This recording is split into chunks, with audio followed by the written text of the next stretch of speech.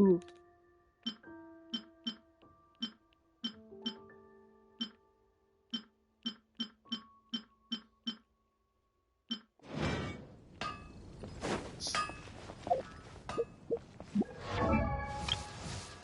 Is it enough to get this weapon to level 80?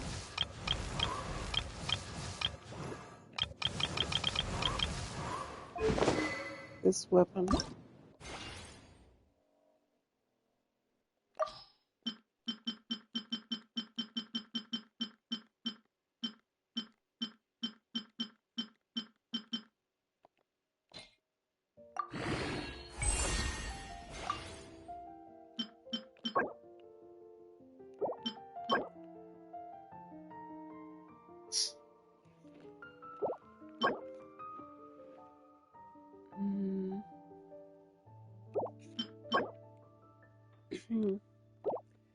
If I get lucky,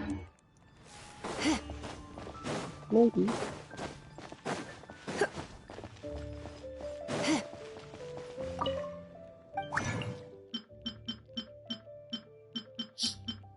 I need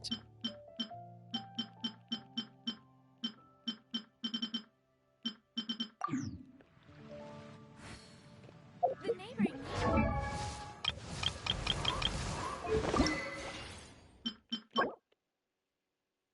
blue slimes, purple gold. Today's no good.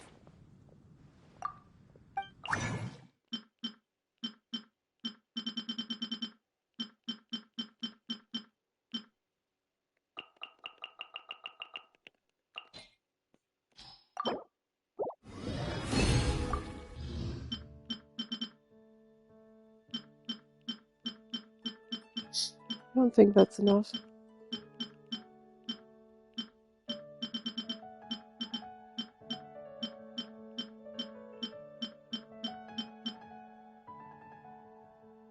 Yeah, this one.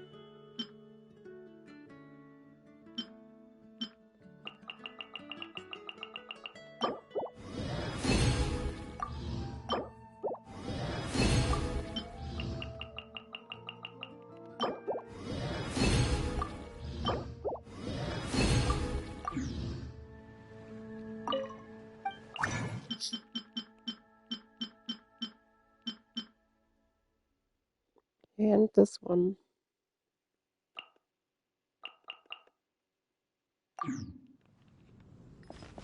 But it won't be enough.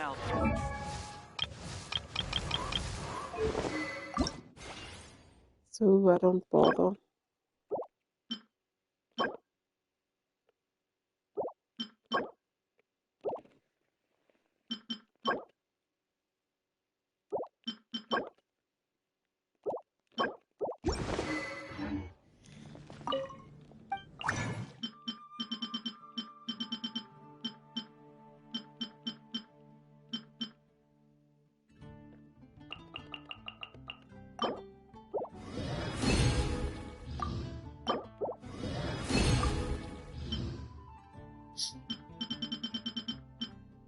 Actually, I'll do it.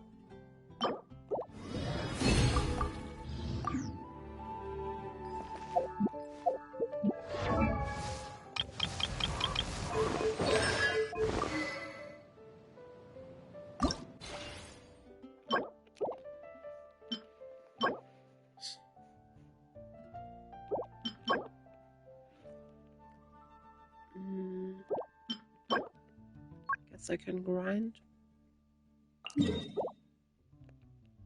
for it.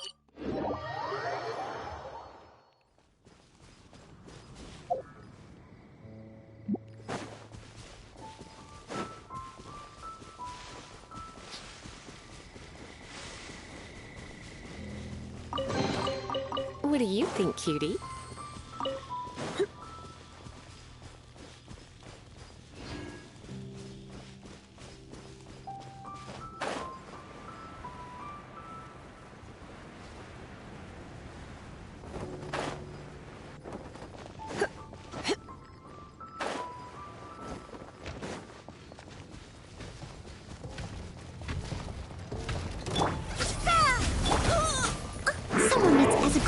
should.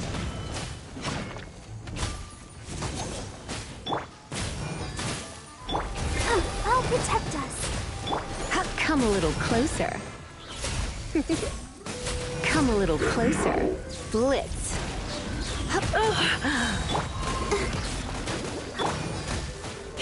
Oh, hi.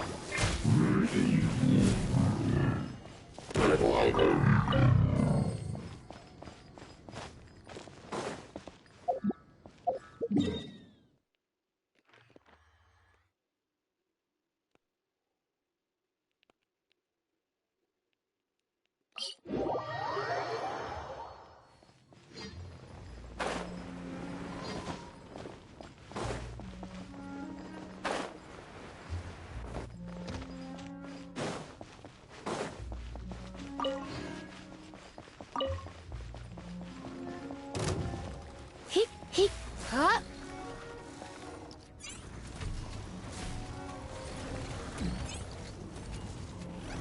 Let's spark.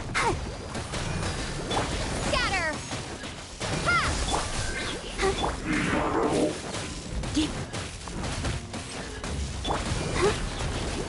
You're in for a little You come a little closer. Yeah.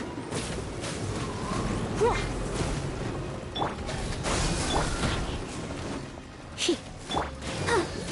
He. You.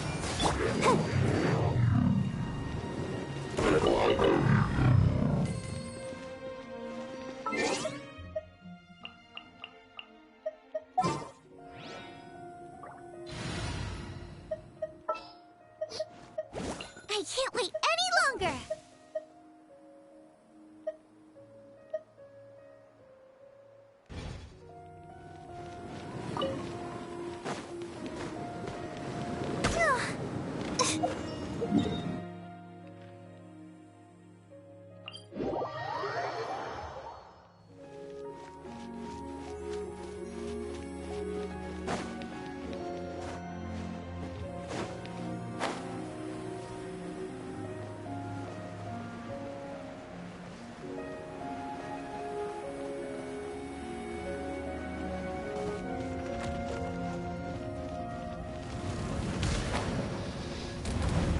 Go, Barbara!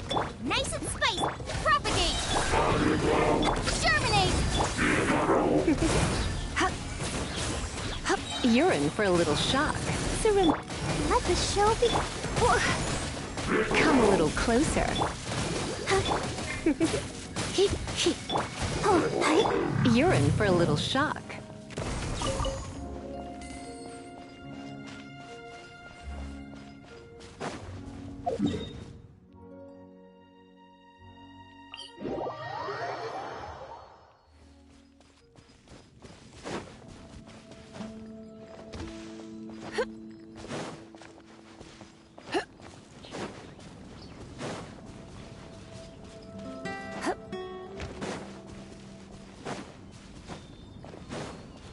Let's dance. Out of the frying pan.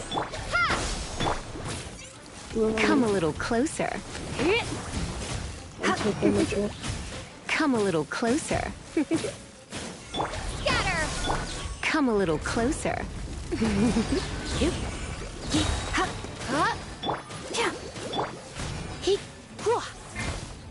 He. You.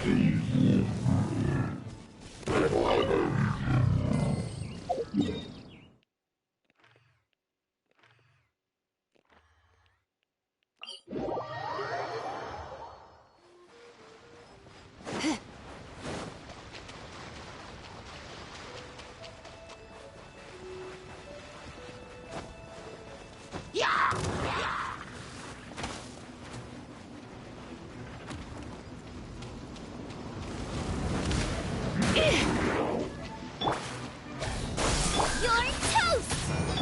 Try not to enjoy this too much. Come a little closer.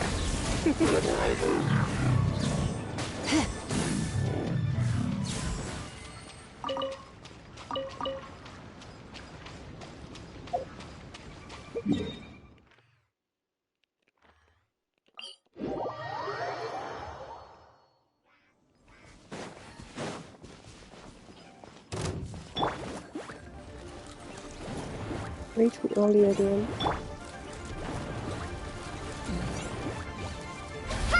Come on. I'll protect us. Ready, steady, go!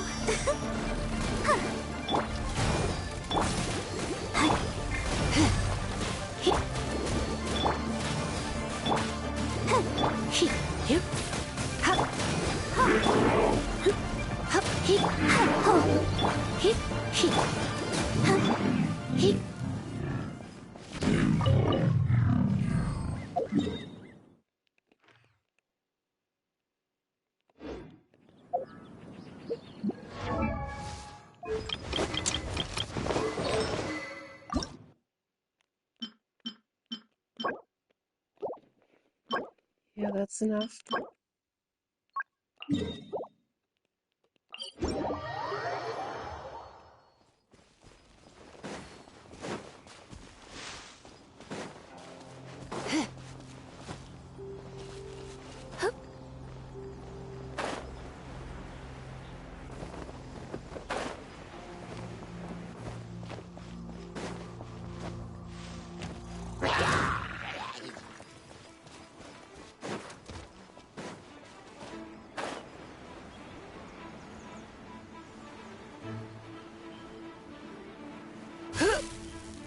Nice and spicy!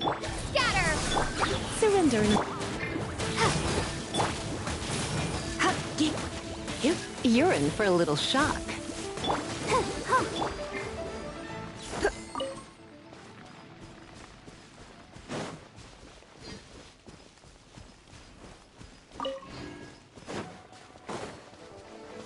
Germinate! Out of the frying pan! Come a little closer. You're in for a little shock. Come a little closer. Let's dance!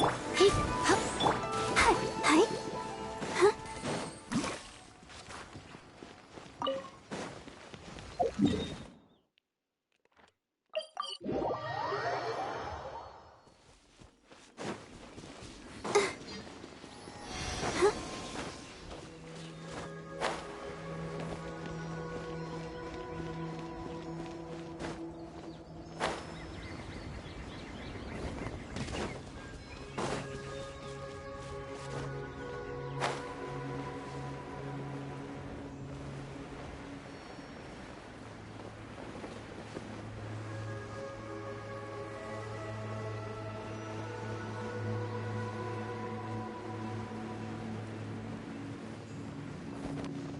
Go, Barbara, go!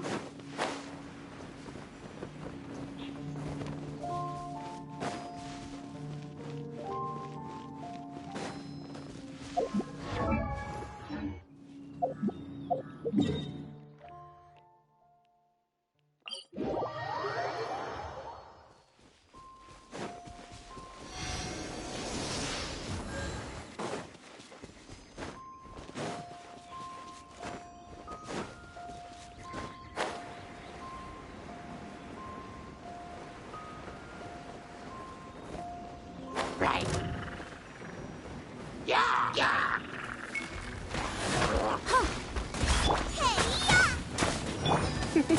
You're in for a little shock. Come a little closer.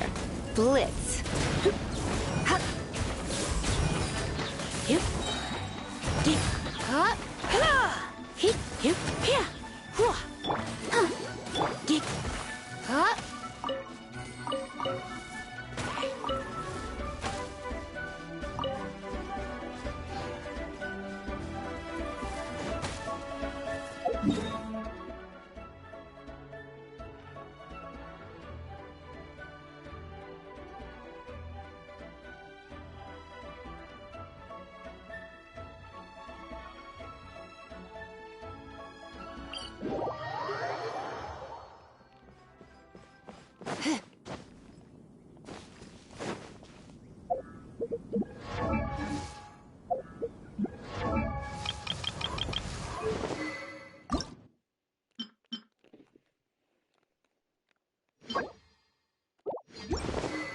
Not enough.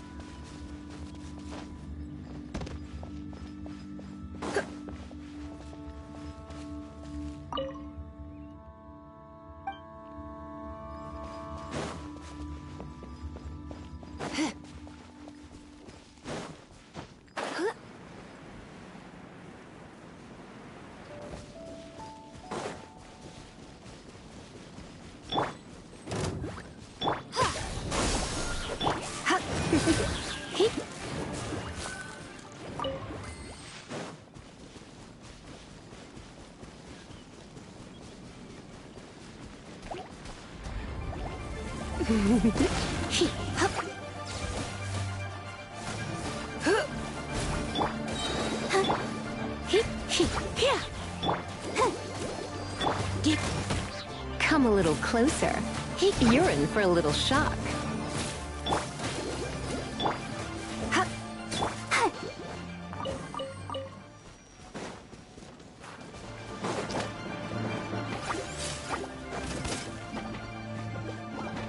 on, we can do it. Let's sparkle. Boba, get them. Come a little closer. You're in for a little shock. Come a little closer. Blitz.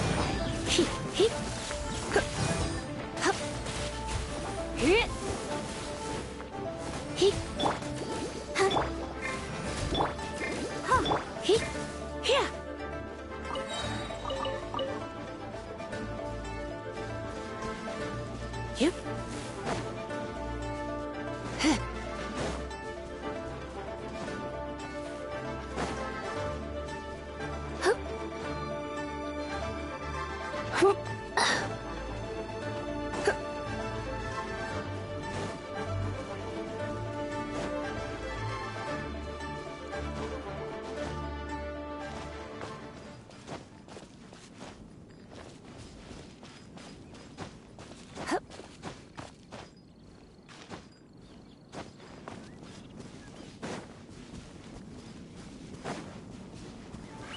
Nice and spicy. Surrender and I'll be gentle.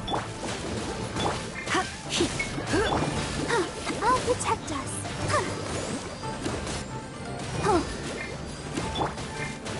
Eat this!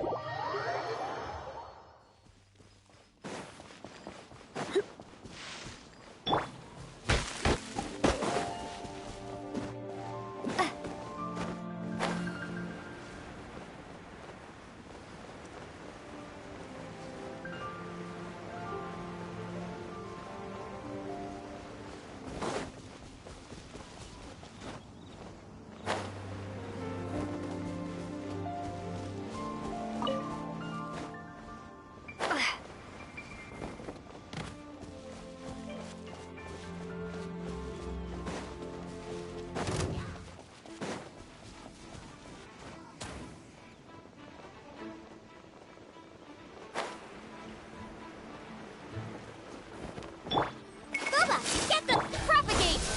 You're in for a little shock. Huh? Springboard! You're in for a little shock. Come a little closer. Nice and spicy.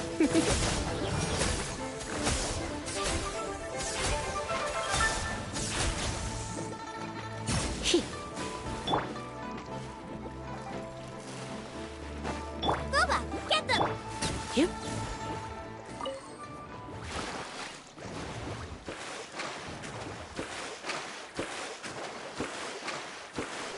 Wie Fisch stark.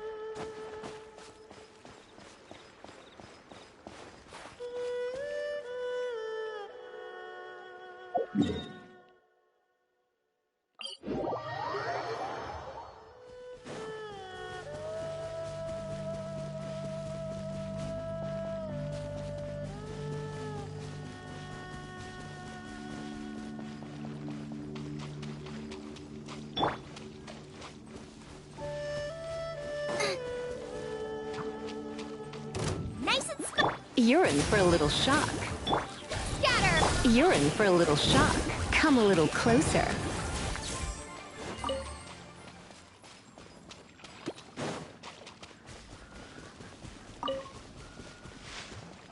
Out of the frying. You're in for a little... Ha! You've been a naughty boy. You... Nice and scatter!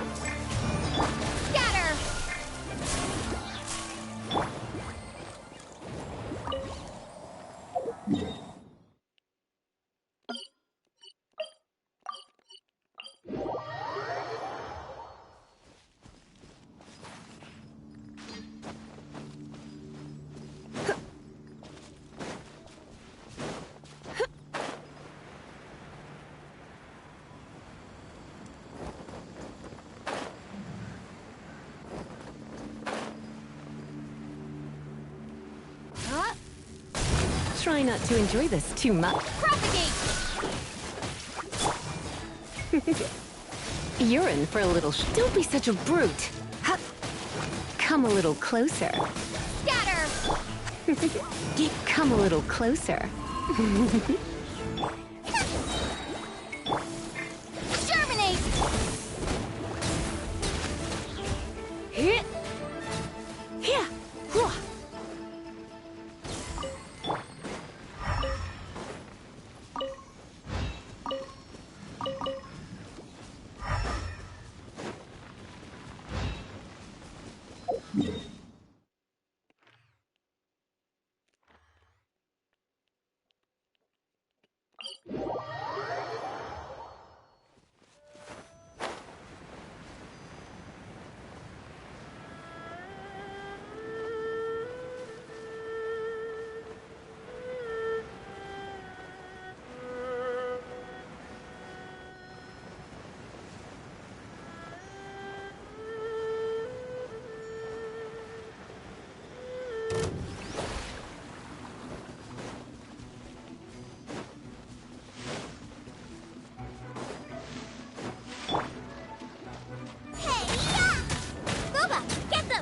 You're in for a little shock.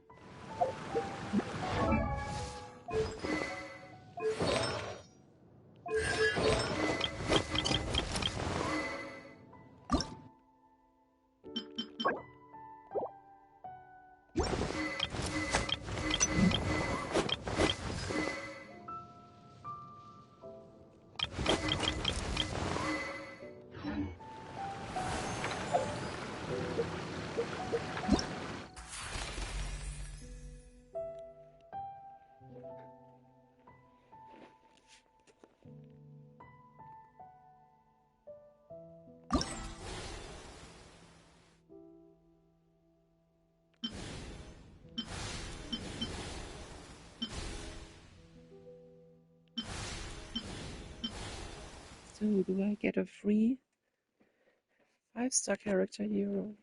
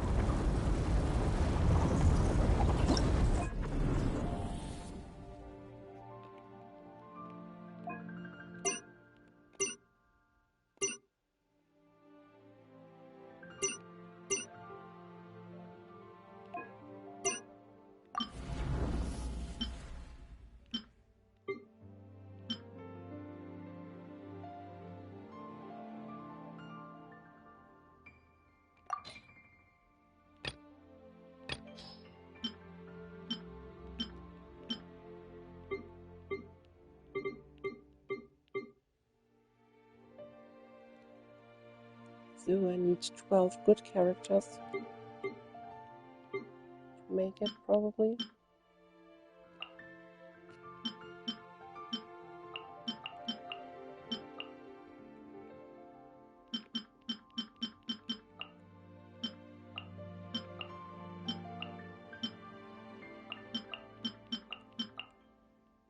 I don't think my team is good enough for that.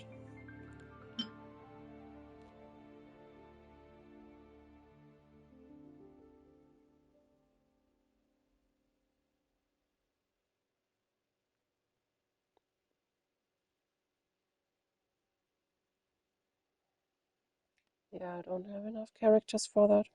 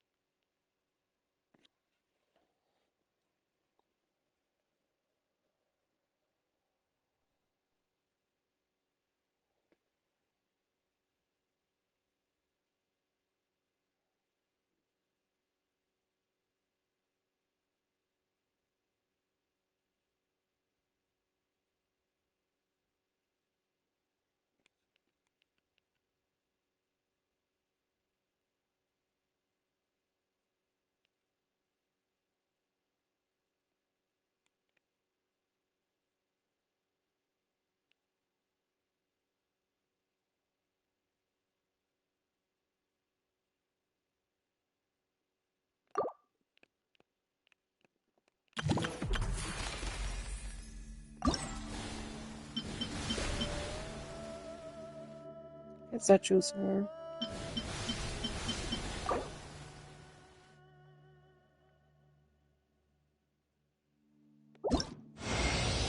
Hello, I am Yume Mizuki, a clinical psychologist. If something's troubling you, feel free to talk it out with me. I can banish even the darkest of nightmares from your mind without leaving a single trace. Oh, you don't believe me? Well then, if you have a moment to spare, why don't you stop by my office?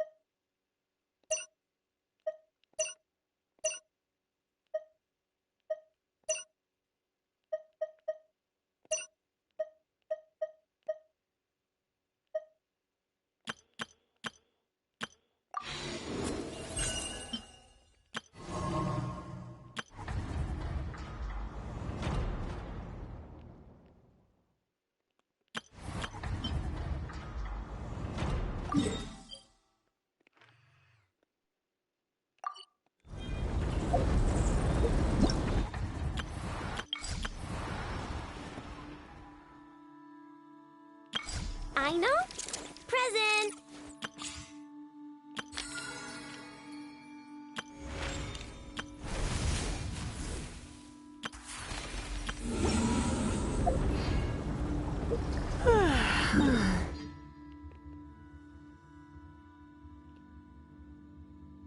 Let's just continue this quest now.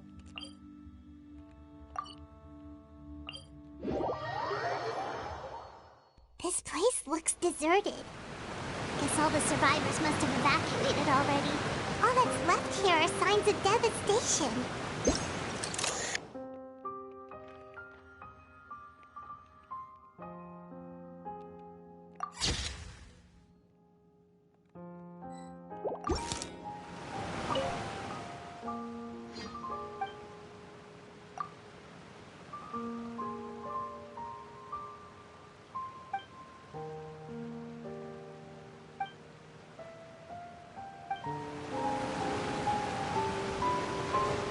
Could Farina really be here? Let's try to find her as soon as possible.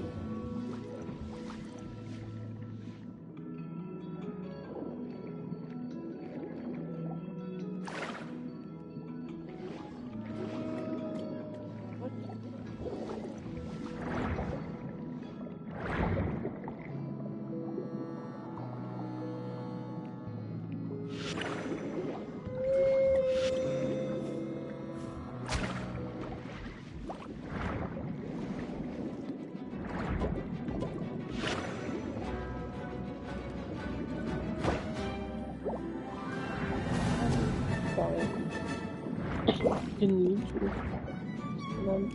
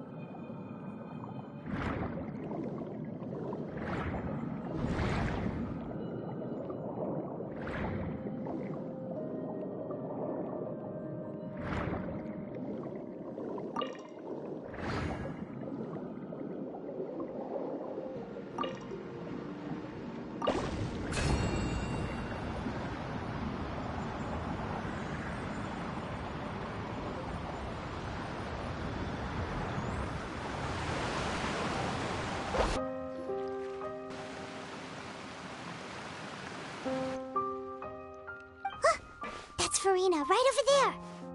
She really is here all on her own.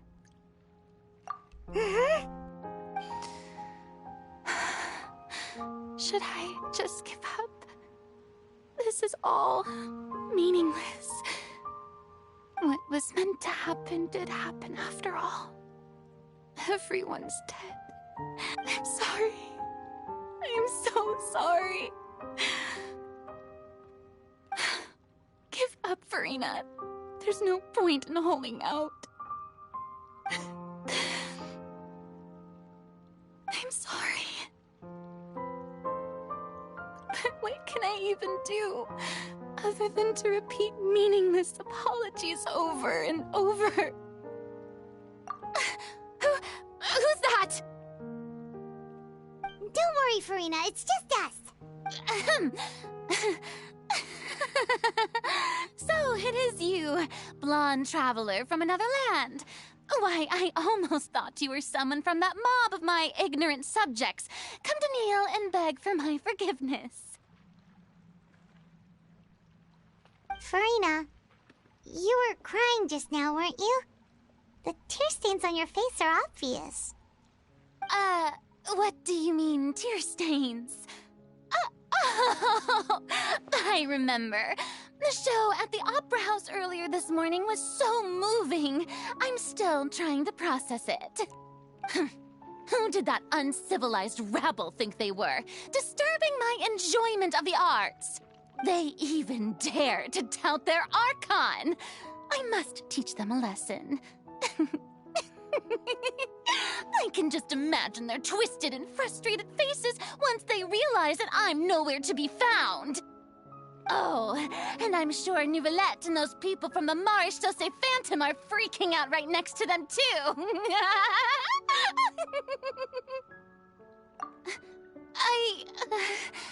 Of course not.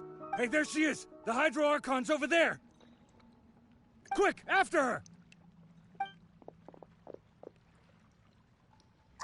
Farina, those people seem to be after you. They are? They're just some rabid fans who want to cut the line because they haven't been able to meet me in person, aren't they? That's against the rules. I can't let them get their way. Farina just ran off. Quick, we have to catch up with her.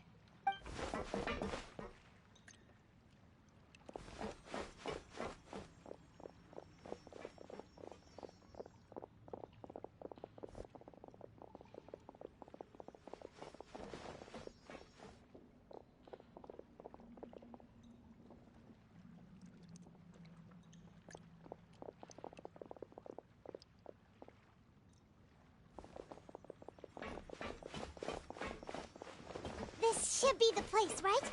Hey, Farina! There's a good hiding spot over here. Quick, come to Paimon before the rest of them catch up to you. What? What is this place? Hurry, they're almost here. Fine, fine. I suppose haste is warranted. Lead the way.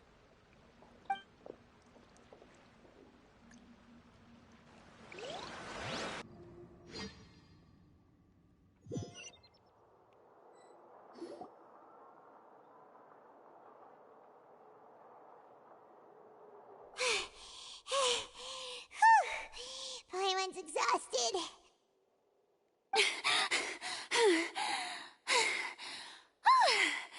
I'm so tired. I totally thought they had caught me. No, I mean, I merely gave in to the sheer enthusiasm they displayed.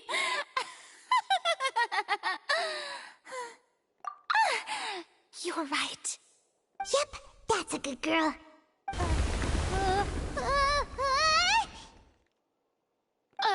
What's happening?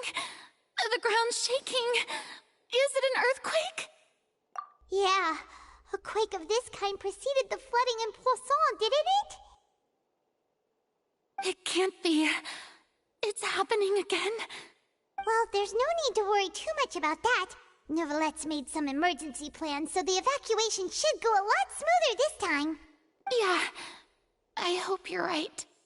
But the people of Poisson, they've already...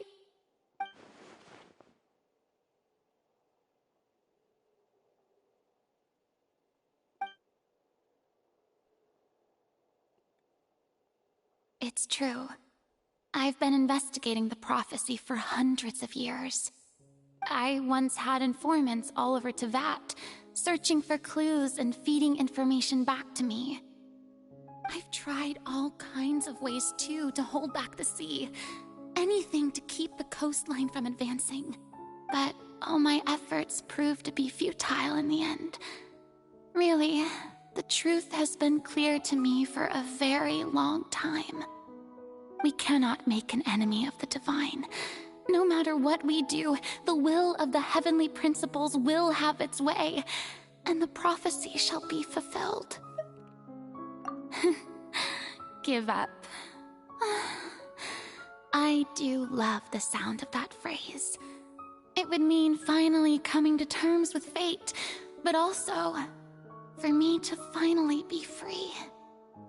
Indeed, I've thought about giving up so many times, especially after we almost lost Poisson.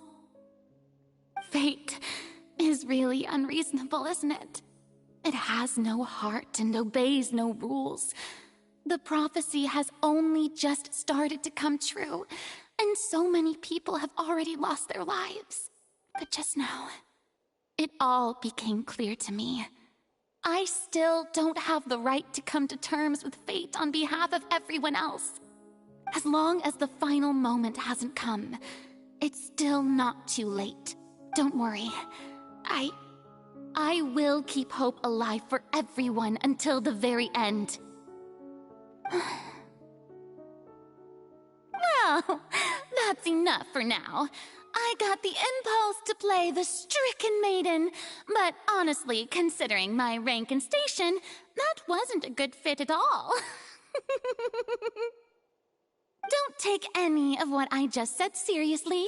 How could I possibly let Fontaine fall to the whims of trivial prophecy? Come on! Paimon could have sworn you were actually being honest just now.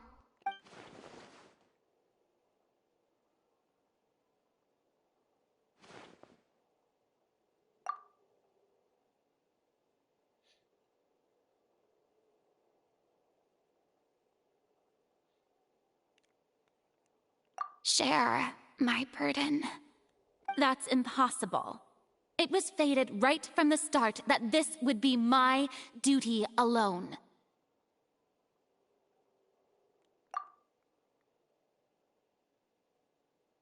A witness.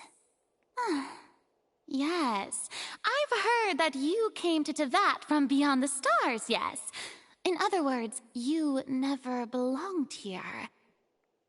And if Tevat is, in its entirety, a show on a stage, then you're just a spectator, aren't you?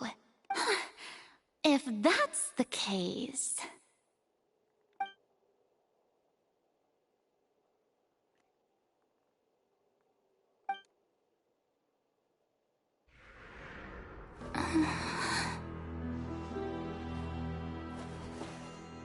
I...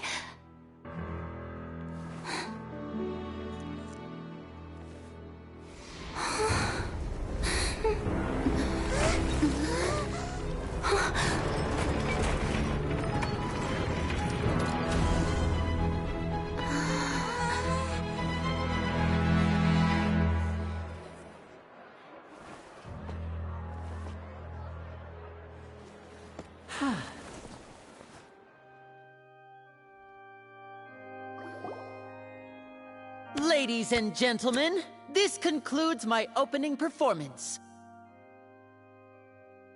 Now, without further ado, we may proceed to the trial of our god. So this is what it is. Yes, you deserve praise for the effort you took to raise the dramatic stakes.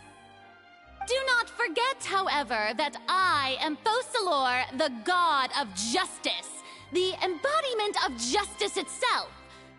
Does it not strike you as even the least bit absurd to bring the very concept of justice to trial? May I interpret these words as your refusal to stand trial?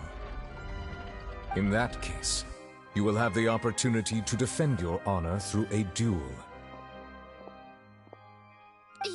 You would draw your blade against a god?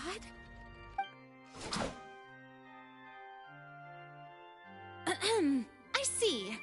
It seems like you have made up your mind.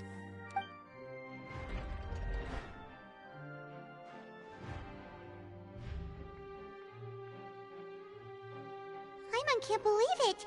She just surrendered.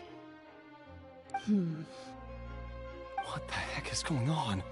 Did I just see an Archon surrender to a human? Wow, how utterly humiliating. Lady Farina, what is the meaning of this? Shh! It would seem that there has been a misunderstanding. To be clear, the raising of both hands is not always an indication of surrender. Looking for excuses again, huh? I raised my hands just now to indicate my acceptance of the trial. No duel shall be necessary. I will admit that I've been running away for a long time. I'm sorry, everyone. I was unable to protect the people of Poisson. It is my duty to stand trial for my crimes. You are not the only ones to be disappointed in me. I, too, am exceedingly disappointed in myself. But now, it is time for the Hydro Archon to show you her courage and resolve. I, Farina, will use this trial to show the world the true meaning of justice! This time, I will protect you. Applaud and rejoice. One of the most outrageous and fantastical arcs known to the opera epiclese is now unfolding before your eyes. Mark my words, this shall be one of the most exhilarating and brilliant shows ever to grace the stage of Fontaine. The trial of the Hydro Archon, Focalor, will now begin! Woohoo! Oh, now we're making history! Why does it feel like Farina just took over the whole thing? Like, come on! Didn't she just get forced to stand trial for her crimes? Also, even though she's still acting super dramatic, she is taking this seriously this time, right? All right, then. Who will be my opponent in this trial? The court asks the prosecutor to please take the stand. Is that so? Very well. Then please speak, witness of Tivat, my accuser and fated opponent.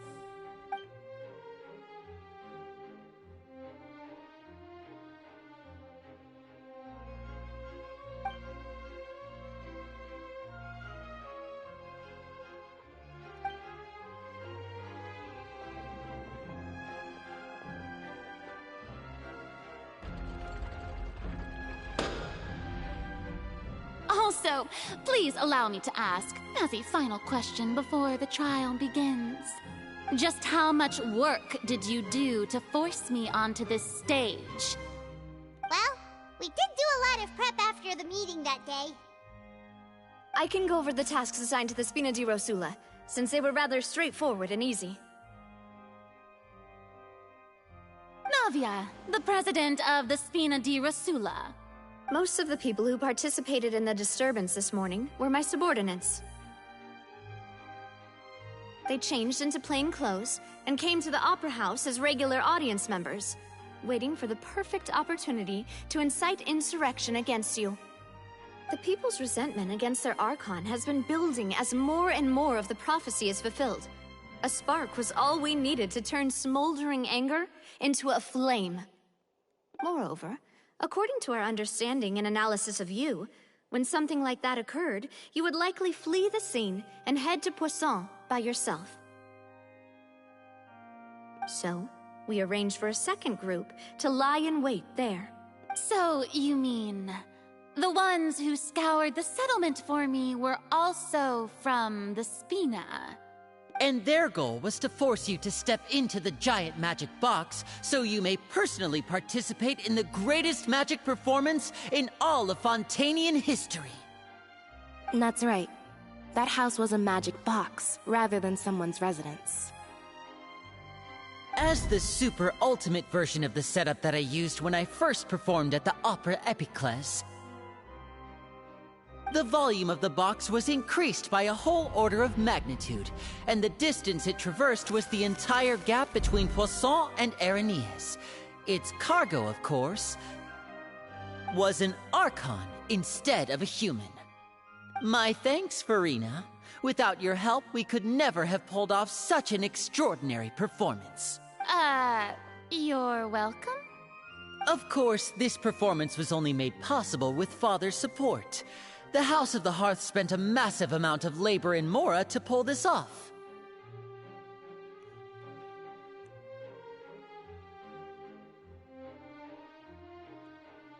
We had to select a location, construct the giant magic box, dig a tunnel, and open up a path through the water. It was a lot of work for all of us. So, in other words, the earthquake that we felt within the giant magic box was just a normal tremor from the transportation of the whole house? That's right. It wasn't a sign of another disaster to come. Then, I can guess Nervilette and Cloran's parts. You gathered a crowd, prepared a stage, and made sure that the champion duelist would be immediately ready for a fight. Also that as soon as I appeared on the stage, the trial may commence without a hitch. Am I right? Yes, that is correct. Well, Clorand, I must commend you for your courage. Only the most outstanding champion duelist in all of Fontaine would accept a duel with an Archon without flinching. Thank you. As for you, Traveler, I suppose your role was to keep me distracted with conversation once you found me in Poisson. You'd make sure that I didn't notice anything amiss before revealing yourself as my prosecutor once we'd arrived onto the stage. Oh?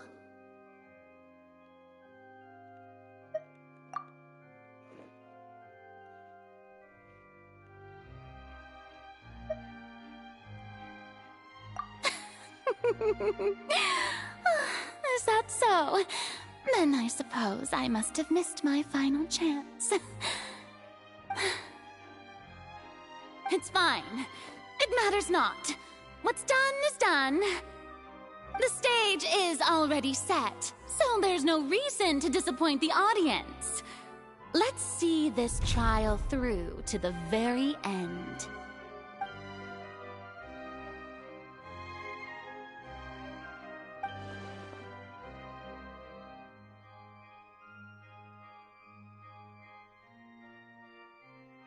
Madam Prosecutor, please allow me to pass this along.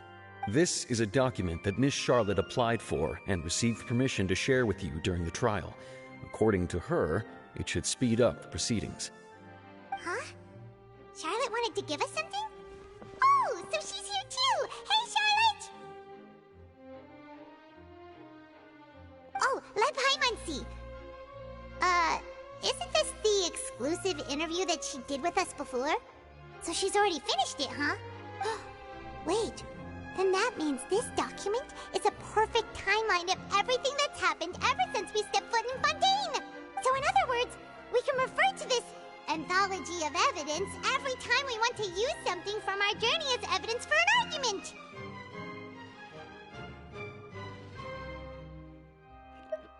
Let's quickly confirm the information in it. Just think of it as a refresher, alright? You defeated the Hydro Archon in the very first duel you took part in at the Opera House. That's one for the history books, all right.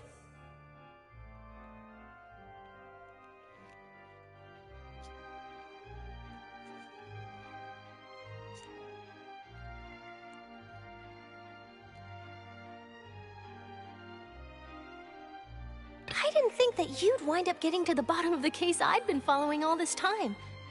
I guess you could also see this as a happy coincidence.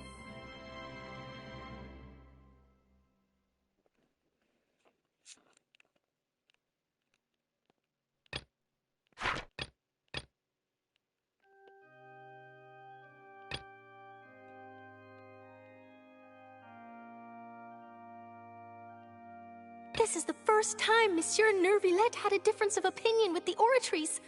Even the Hydro Archon can't figure it out. A Fatui Harbinger. She's an extraordinary person.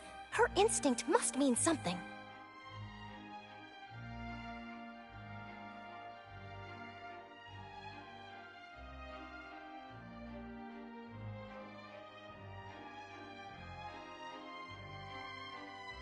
The fortress of Meripede was almost destroyed in a single day. That I didn't witness that scene personally will always be a source of professional regret, I think.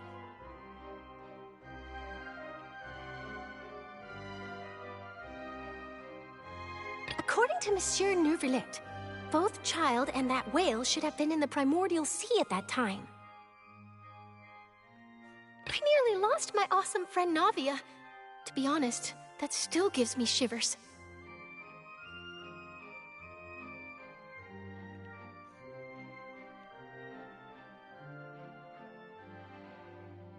The words of someone as extraordinary as a witch can probably only be truly understood when something surreal happens to you.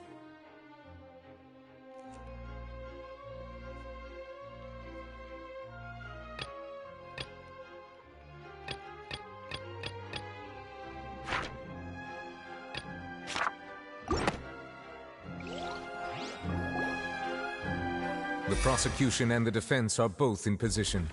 The trial shall now begin. Oh, come on, Nervillette. There's no need to repeat all the unimportant legalese. Just fast forward to the part where the prosecution lays out my offenses. As the defendant and the lead actress of this performance, I still haven't even been informed of my supposed guilt in all of this. Of course, it is only natural for humans to struggle to understand the actions of a god. However, you will need more than that to convict me of a crime. That's true, but my charge here is unrelated to your conduct as an Archon. Instead, I would like to charge you as a fraud who's never been the Archon in the first place. Wait, what was that? Lady Farina's a fraud? Hey, I came here thinking that we were going to try the Hydro Archon for forsaking her duty, but did I hear that right? She's not our Archon at all? Charge accepted. Lady Farina, do you plead guilty to the charge? Lady Farina. I plead not guilty. How can I be guilty? There is no way that I, Focalor, otherwise known as Farina de Fontaine, a member of the Seven and the Regina of all waters, kindreds, peoples, and laws of Fontaine, could be anything other than your true Archon.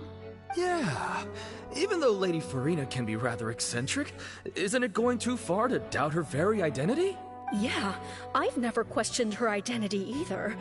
Sure, Lady Farina can be super irresponsible, but what grounds does that prosecutor have to make such a huge claim? I have cause to believe that common sense will prevail in this case. Many of the members of the audience have known me as the Hydro Archon ever since they were born. There would be no fooling their memory. See? Even the Oratrice has decided to show me its favor. Are you sure you want to commit to a charge that will never be upheld? If you wish to drop the case, I can promise you as the God of Justice that you will not have to face trial for making a false accusation. We will treat everything that's happened as a dramatic spectacle and move on with our lives. What do you say to that? Huh. An argument with near impossible odds, huh? You have to not only refute Furina's claims, but also overturn the long-held beliefs of the people. Well, I tried to give you the chance to surrender. If you must persist, then let me ask. If you believe I'm not the Archon, then what manner of being do you think I am? And if I was not the Archon, then how did I manage to live for over 500 years?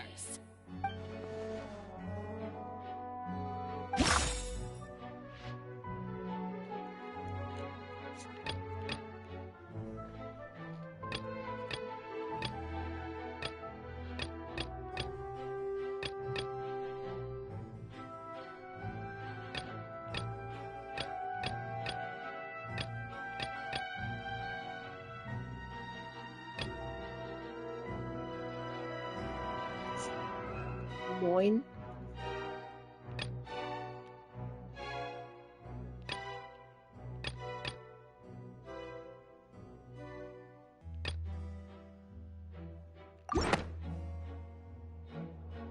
First of all, you may be a member of another long-lived race, which would allow you to naturally possess an extended lifespan.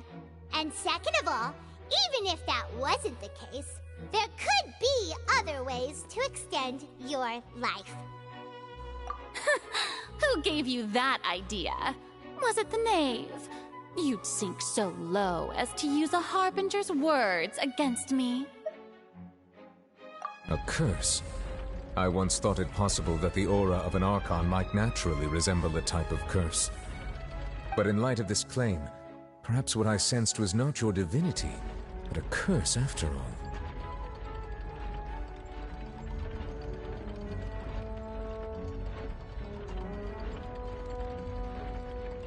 Neuvillette sensed it too, huh?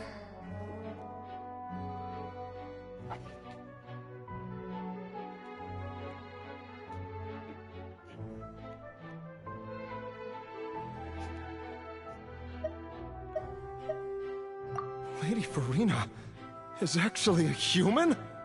Well, it is true that it's extremely difficult to tell humans and gods apart just by looking at them. It's not impossible.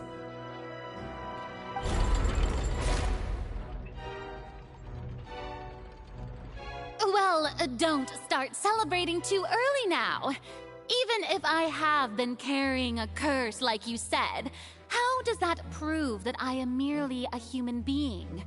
Besides, everyone knows that the main difference between a human and a god is the possession of authority. Gods can do what humans cannot. That's why they're worshipped as gods. For centuries, manifestations of my authority have served the nation of Fontaine. One need only to turn their eyes towards the Oratrice Mécanique d'Analyse Cardinal in this very opera house, or consider the indemnitium that is used in every aspect of life.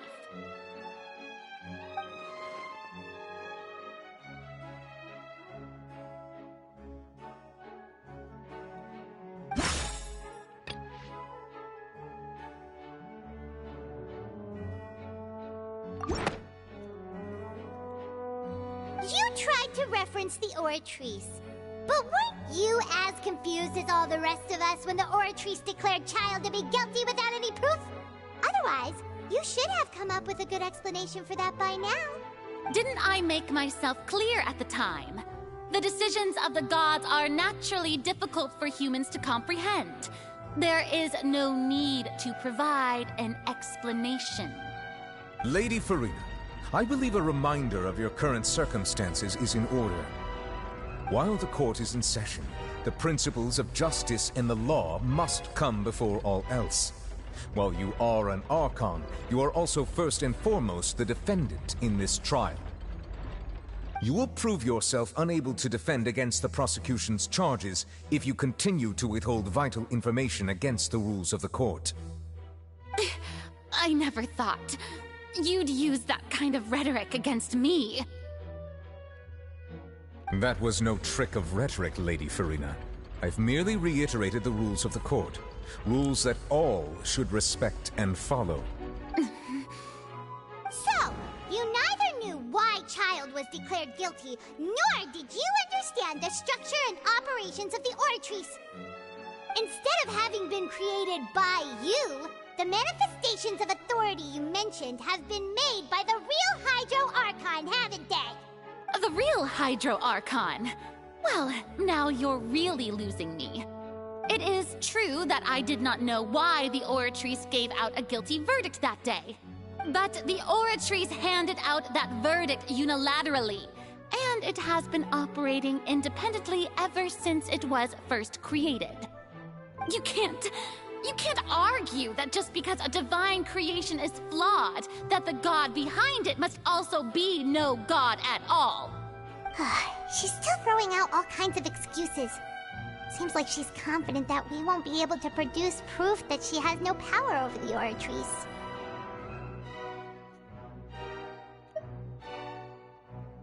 My power as an Archon. There are many ordinary citizens in the audience. How can I just carelessly demonstrate the formidable power of an Archon? If that poses a concern, I'm prepared to extend my protection to the audience. You don't need to go that far.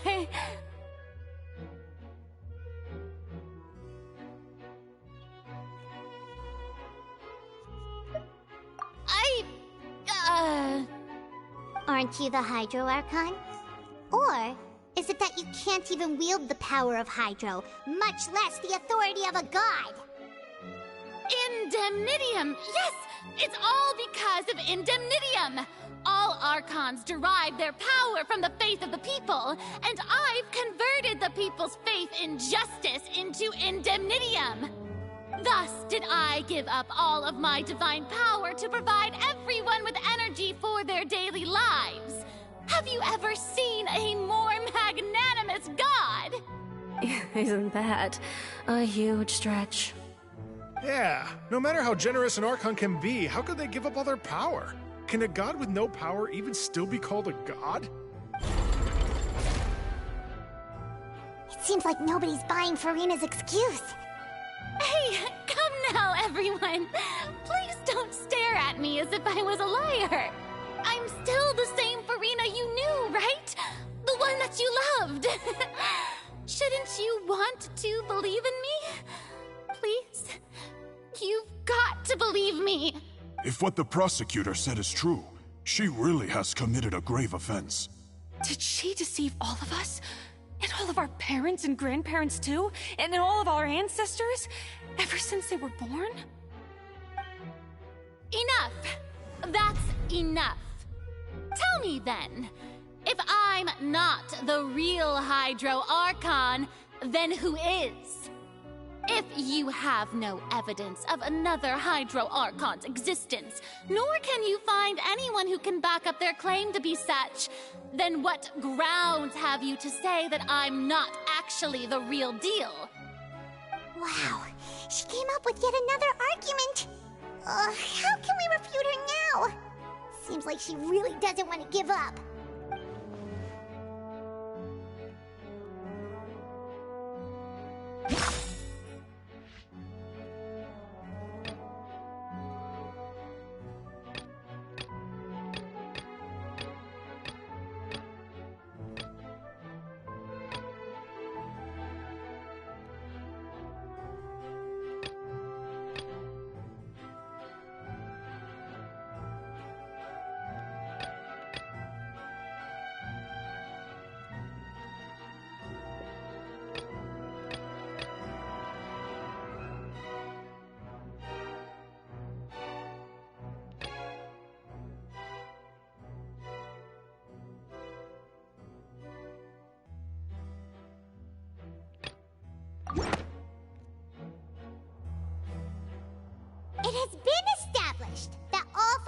aliens can dissolve in water from the primordial sea.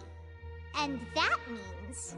Since you insist on claiming to be a god and not a human, then there's a method that you can use right here and now to eliminate all suspicions of you being the latter. Miss Navia, please apply to serve as a temporary attorney for the prosecution before addressing the court. Though you act in partnership with the prosecutor, you must still adhere to proper procedure. Super sorry, Monsieur Chief Justice. I swear this really will be the last time that I'll speak out of turn. Now, I've brought some seawater from Poisson. As everyone knows, a massive flood struck the area not long ago, taking many lives, including those of some of my closest friends. So, Miss Farina, would you dare to touch some of the seawater? If we are to believe that you are indeed the real Hydro Archon, touching the seawater would have no effect on you. All it should do is strengthen your case. But if you don't dare to touch it, then we would have basically proved the reverse. Oh, and I must remind you that after the disaster at Poisson, nobody wants to see any more people dissolve. I do hope you'll act prudently and choose the simpler path of admitting guilt. Navia from the Spina di Rasula. The Spina has governed Poisson for many years. I guess her suggestion is valid. If Lady Farina is indeed just a human, she's probably Fontanian like all the rest of us. Would she really dare to try?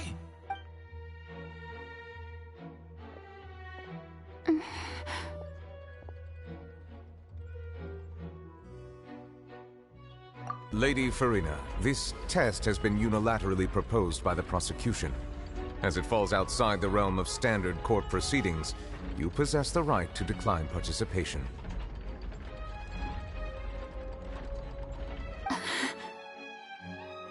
Well, of course he had to tell her that.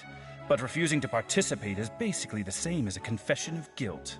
She's just staring at the water without saying a single word. It really does seem like she's quite terrified of it. That could only mean... What's going on?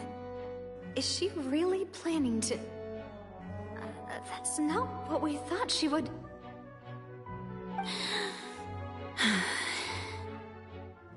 Due to the inherent risk of the test, Lady Farina, you may...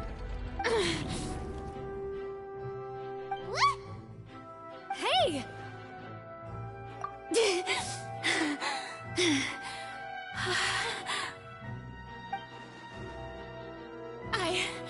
I'm fine! Look! Look at me, everyone! My hand is still here! I haven't been dissolved! Will you believe me now? I really am your Archon! I'm nothing like a normal human who would fall apart as soon as they touch this water! Really? Was this not the most obvious thing in the world? Miss Siegewing? If you're present, Miss Siegewing, please come forward and attend to the defendant. Siegewing? Don't be nervous. It'll just take a few seconds. Let me see. That should be enough. Please announce the results of your evaluation to the court, Miss Siegewing. As everyone doubtlessly saw, Miss Farina was displaying symptoms of hyperventilation and flushed skin. These indicate that she was experiencing the adverse effects of exposure to primordial seawater. The extent to which she was affected is the same as other humans when exposed to primordial seawater of a similar concentration. Thank you, Miss Siegewing. Lady Farina, you may return to the defendant's stand. Oh, wait. What did she just say? I didn't get dissolved! Shouldn't that be enough to prove my innocence? Well, considering your tendency to run from your problems, we did originally prepare a direct sample of the seawater around Poisson. However, after extensive discussion, we exchanged it for a sample that is not concentrated enough to dissolve an actual human. After all, on the off chance that something entirely unexpected might occur, we don't want anyone else to lose their life to the sea.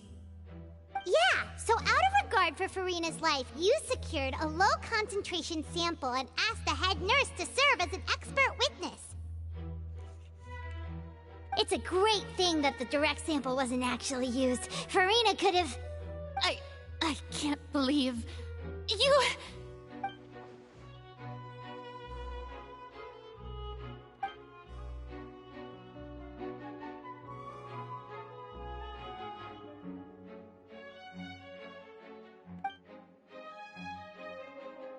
Listen to me, everyone! Please don't give me such cold and disdainful looks!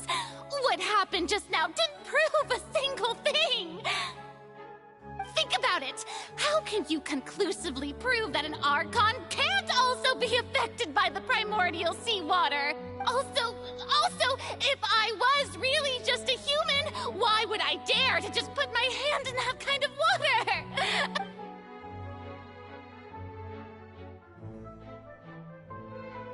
Please, everyone, anyone, just listen to me! I swear, I really am your Archon!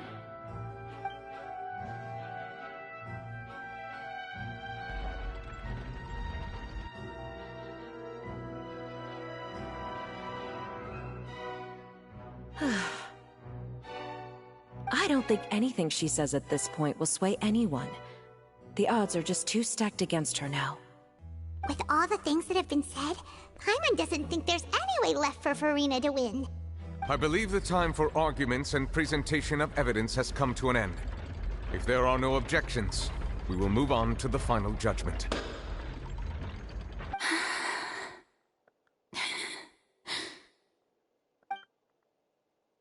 I don't think anything she says at this point will sway anyone. She's too stacked against her now.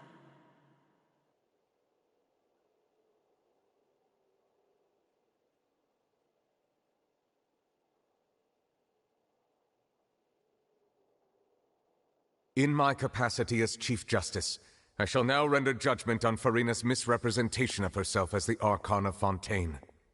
As a human who knowingly deceived her fellow citizens, Farina is... guilty.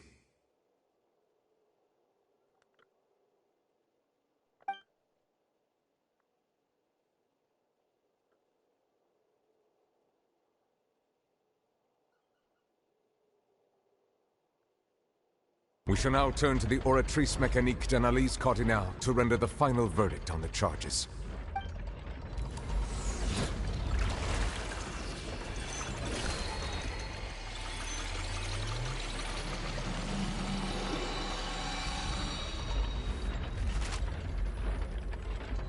According to the judgment of the Oratrice Mécanique d'Analyse Cardinale, Farina is... Well, what's wrong? What's the Oratrice's verdict? No, the Oratrice also displays a guilty verdict. Isn't that correct then? However, the exact wording of the verdict is thus: the Hydro Archon, guilty, to be punished via the death sentence. The death sentence? That's actually one of the available sentences? I've always thought that it was just a myth.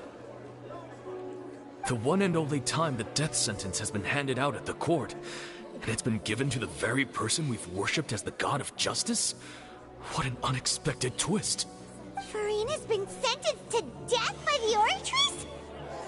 We just wanted to use the trial to show her the seriousness of things so she'd tell us the truth. How did things escalate this quickly? This outcome is indeed quite strange. According to Fontaine's current definitions of justice, as well as its recommendations for criminal sentences, is this sentence really appropriate for the crimes that have been committed? Yeah! Even Fache wasn't sentenced to death by the Oratrice. You know, the real evil mastermind behind the serial disappearances case. Indeed. Not only is Farina's sentence overly excessive, the very point of our trial today was also to prove that Farina has never been the Hydro Archon in the first place.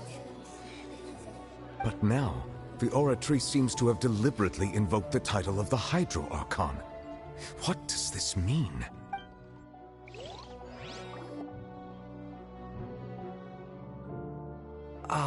Excuse me, if I may interrupt. Is the trial still going? Fremine! Huh, you finally made it. I assume this means you've completed your mission? Mm-hmm. Any mission Father assigns to me will always be top priority. Is that the first prophecy slate? Huh. So the knave privately arranged for Fremine to try and find the missing slate. I looked everywhere and finally found it at the bottom of the sea. It took me a long time to get around some dangerous stretches of water. But has the trial already concluded? Then doesn't that mean I've come too late? Oh no. Father will be disappointed in me. Thank you for your hard work, Mr. Fremine. Please allow me to review the record left on the slate. Traveler, I believe that you have already seen the other existing slates, and would like you to come here and confirm their contents.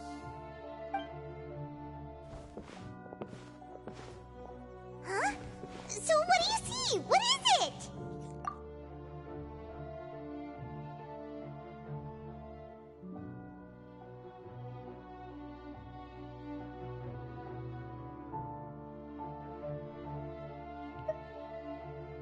I believe I have now made sense of the Hydro Archon's crime. It has to do with Fontaine's lost history.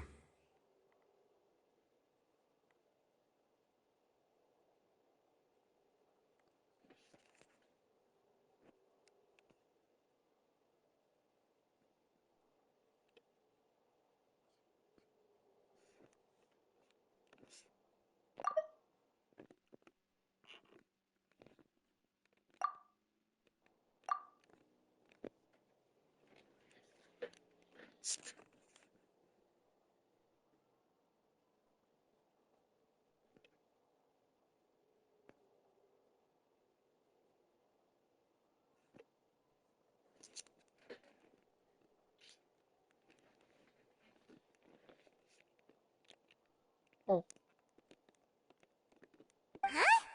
Isn't a Hydro Archon just guilty of deceiving her people? Oh, wait, no, that's Farina, and we've already proven that she's not the Hydro Archon.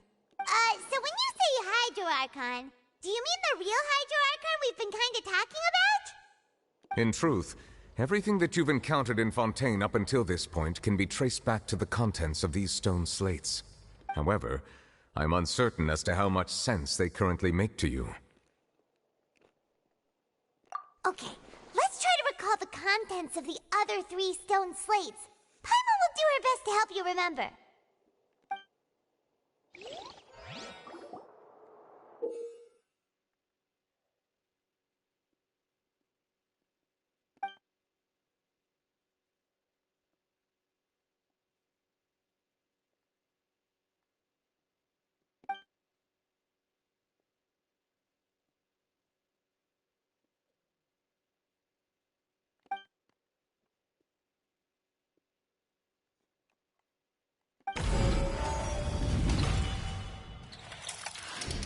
The first stone slate describes what you just said. It seems to show the previous Hydro Archon using her divine power, and then the Oceanids turn into humans. Does that mean that Fontanians are transformed Oceanids? Oh, Paimon wasn't expecting that. But if Oceanids can turn into humans, then perhaps this process can be reversed as well. The second stone slate shows Celestia floating in the sky, and the Hydro Archon and her people worshipping it together. But the heavens still brought judgment down upon them. This must be the point when the Hydro Archon and the Fontanians were branded with their original sin. Does this mean that the original sin and the Hydro Archon sin are the same thing?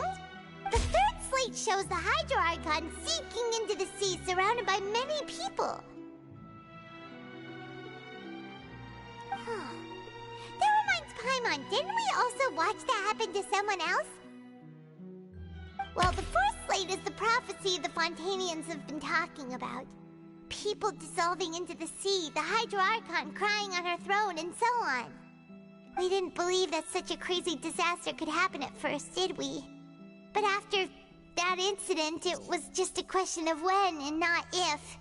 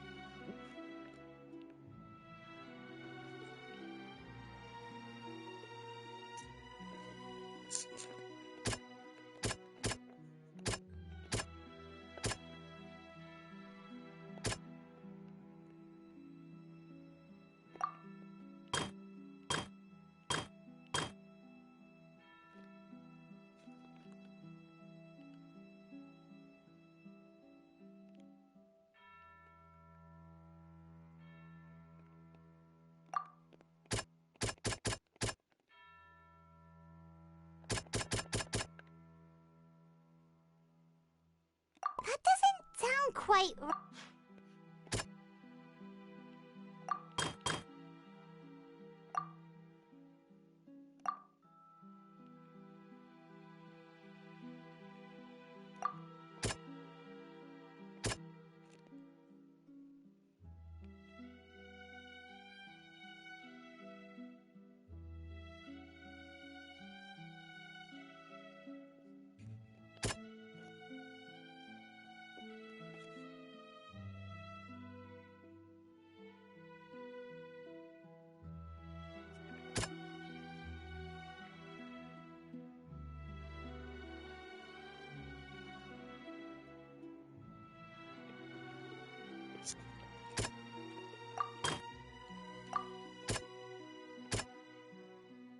That doesn't sound quite right.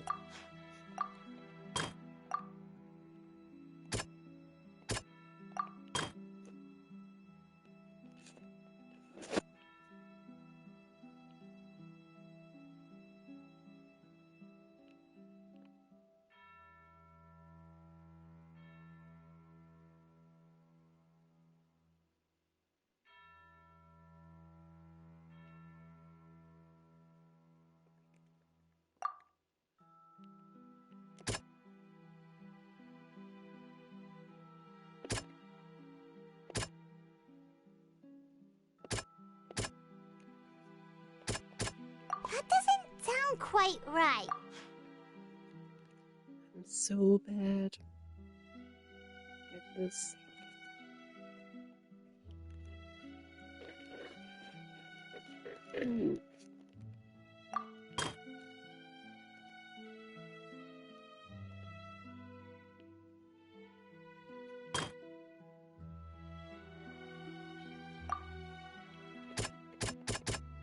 That doesn't sound quite right.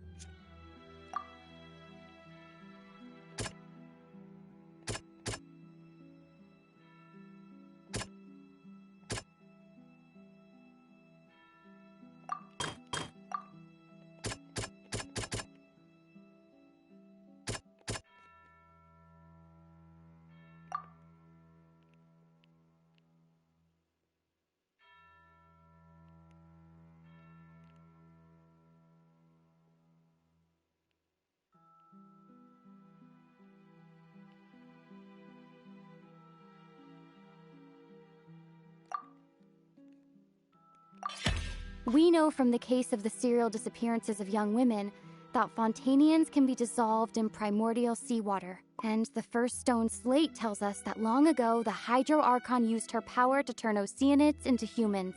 This might be the reason that Fontanians can dissolve.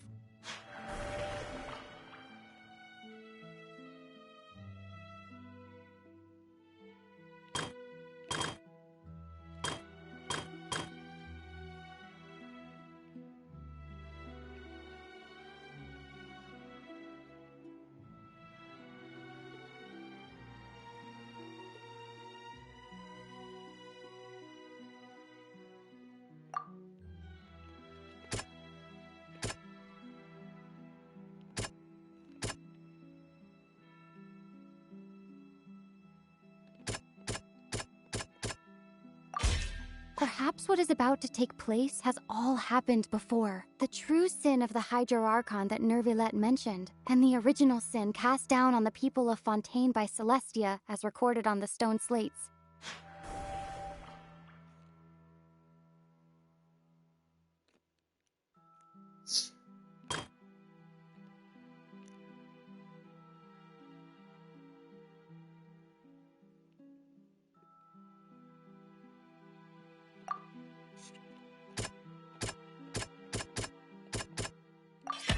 It's not as simple as falling into the sea. When Navia fell into the sea, her consciousness was subjected to judgment. The stone slates show the people gathered around the Hydro Archon in the sea. Could that be alluding to the same thing?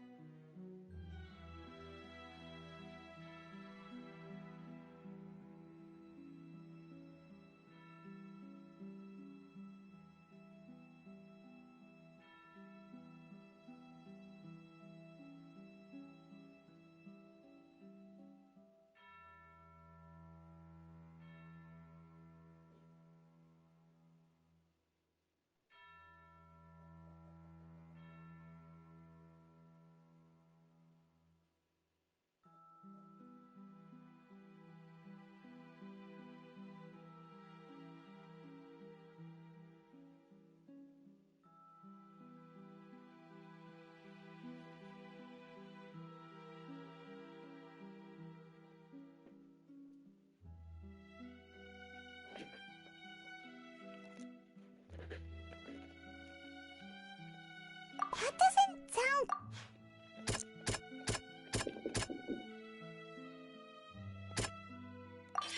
The prophecy from the stone slates found its way into society, but not many people believed it at first. The fortress of Meropide was nearly flooded with primordial seawater, which we know can cause Fontanians to dissolve. It seems increasingly likely that the prophecy may come true. If we hadn't dealt with it in time, things could have gone very badly. They'll dissolve into the primordial sea but won't cease to exist. Their essence will flow in the seawater, converge, and take the form of an oceanid. The Hydro Archon was sentenced to death in court, shocking everyone present. Perhaps this means that her sin was actually Fontaine's original sin.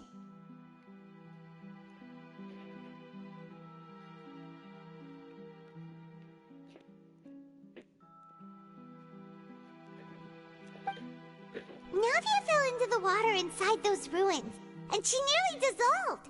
She was surrounded by the people of Poisson in a court within her consciousness, and was forced to take part in a trial meant to make her stay.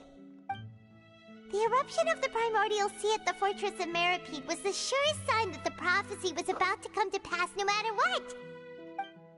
The stone slate's contents can all be verified by recent events. If we combine what we know together, loads of truths should come to light.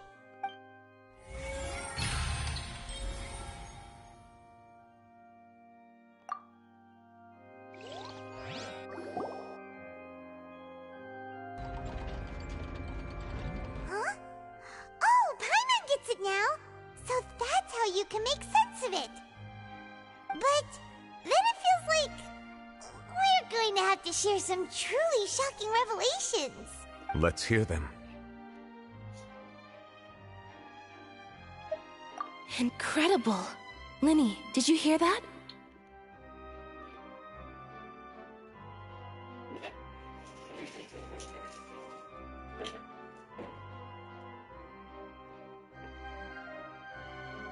We're not real humans. All Fontanians were originally created by the late previous Hydro Archon, with Oceanids as their basis. The evidence for that can be found in how only Fontanians could dissolve in primordial seawater, and how all the girls Vacher dissolved were also turned into Oceanids.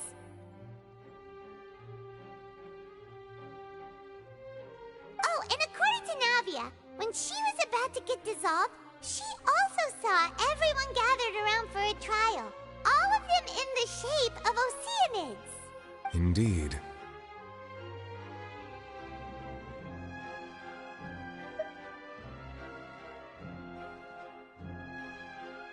Yeah, and it follows from the content of the first slate that she probably angered Celestia by creating humans without prior permission.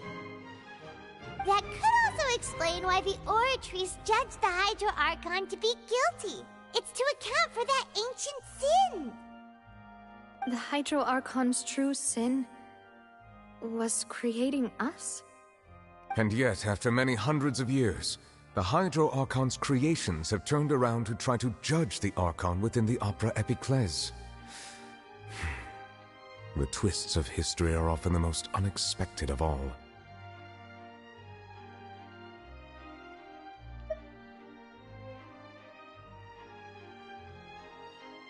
Yeah, isn't the image here just like when Navia fell into the sea? So wouldn't it be trying to show the image of the Hydro Archon also falling into the sea once the prophecy has been fulfilled in the fourth slate?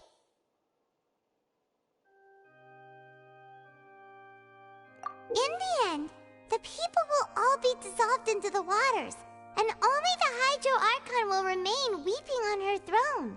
Only then will the sins of the people of Fontaine be washed away. Did Paimon get all that right? You've made some keen deductions. I must say, given how much you still don't know, it is impressive that you've already managed to connect so many pieces of the truth.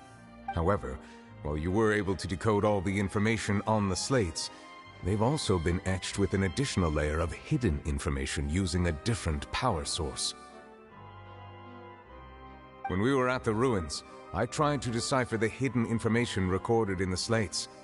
But since we only had 3 slates at the time, I was unable to come to a full conclusion. Now that the slate collection is complete, I shall make another attempt to decipher the narrative recorded within. If everything goes well, we should finally be informed of the unadulterated truth.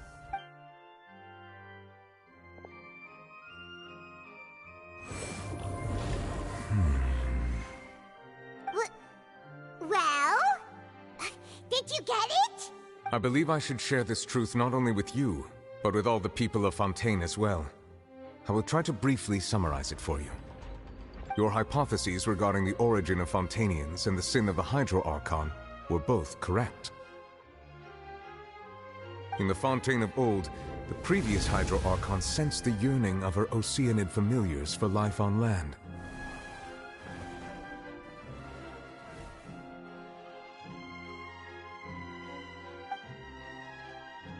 The Oceanids were enamored with the beauty and romanticism of human beings, and wishing to have those experiences for themselves, expressed to the Hydro Archon their desire to become of a similar kind. However, even though water as an element is intricately linked with the power of life, the Hydro Archon, as one of the seven, did not possess the authority to create a new form of human life. Not one to give in, she eventually found a way to create permanent humanoid bodies for her familiars by appropriating the power of this planet's primordial sea. She poured primordial seawater into the Oceanid's blood vessels, creating humanoid mimics in the process.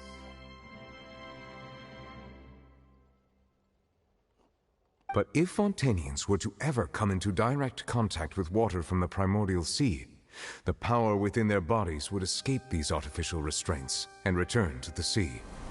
As a result, their forms would collapse, and they would be reverted to their original forms as Oceanids. Of course, the Hydro Archon never received permission from the heavenly principles to create a new human race. And thus, the Hydro Archon and all of her creations came to shoulder the original sin of appropriating the power of the primordial sea. That is the true history of how the people of Fontaine first came into being. So we were all Oceanids before we turned into human beings? That's way too much information for me. I think I'm just going to pretend that I never heard a single thing. Wait, but if that's the truth, we can't let the Hydro Archon be sentenced to death. After all, her only sin was creating us. This really might be too much information for your regular Fontainian, but it does answer a lot of our questions. Alas, your hypothesis regarding the third and fourth stone slates was inaccurate. The slates' respective positions are, in fact, correct. A key point of the visual on the third slate is how all the individuals depicted in the water are humans rather than Oceanids. They have not been dissolved, which implies that the water depicted in this slate is not water from the primordial sea. The nation of Fontaine is the nation of Hydro, as well as the nation of Trials and Justice. Instead of being the literal element, the water in the scene symbolizes judgment and justice. You may also recall Navia's experience. When she fell into the sea, her consciousness was surrounded by that of many others who intended to hold a trial to determine her fate.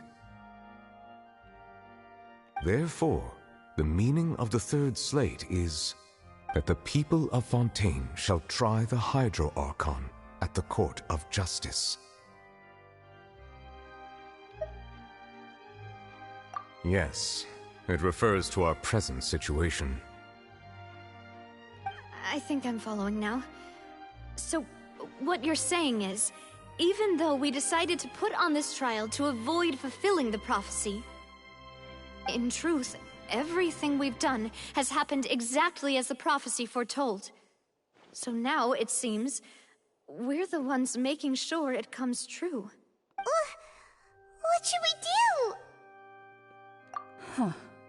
No matter what, the prophecy will be fulfilled.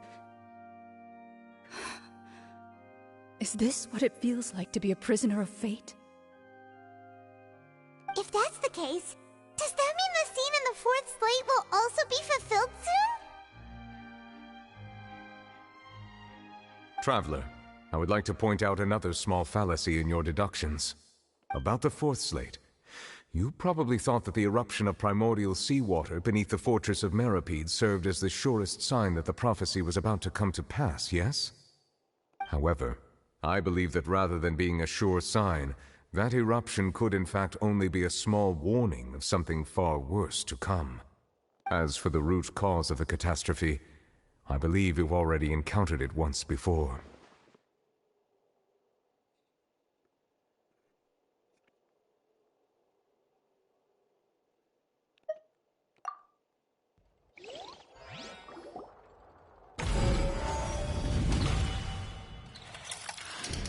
This eruption was just a small warning of the things to come. We must find the root cause of the disaster.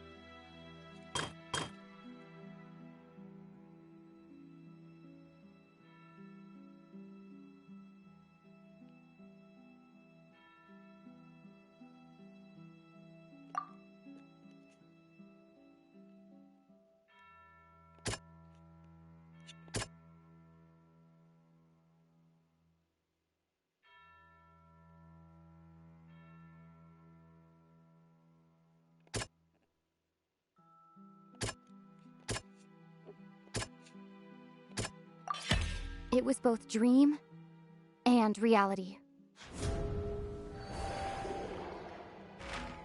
If we're talking about a true culprit, that could only be that thing inside the primordial sea, right?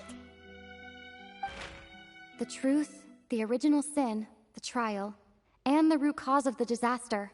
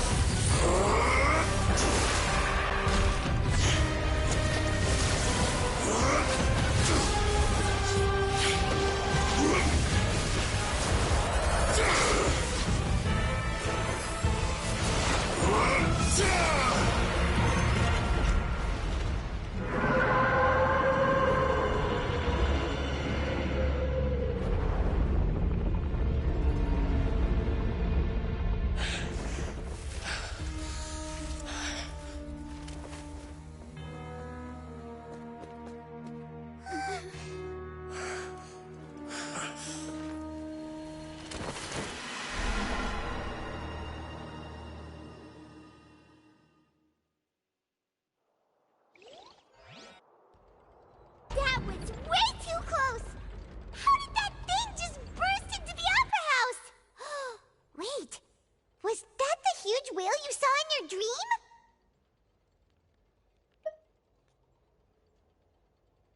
So we've met it at last. I understand very well why it has chosen to make an appearance here. That whale does not belong to Tevat. It is a monster that has traversed the stars, weeping all the while. It has been greedily consuming the energy from the planet's primordial sea, using it to grow. That is the main cause for the rising sea levels. And once it has finished consuming all of the energy contained within the sea, its next step will be... You said that when the Hydro Archon first created Fontanians out of Oceanids, she filled their blood vessels with primordial seawater. Precisely. That whale finds the blood of Fontanians nigh impossible to resist. Therefore, when it left the primordial sea, it decided to make its next stop a packed opera house full of food. Food in the form of Fontanians. We just barely managed to push it back, right? In that case, won't it come back to target the people again once it's managed to recover its strength? That is correct. Indeed, it is more accurate to say that we should thank that Harbinger for buying us some time. Without him, the whale would have likely come onto land far sooner.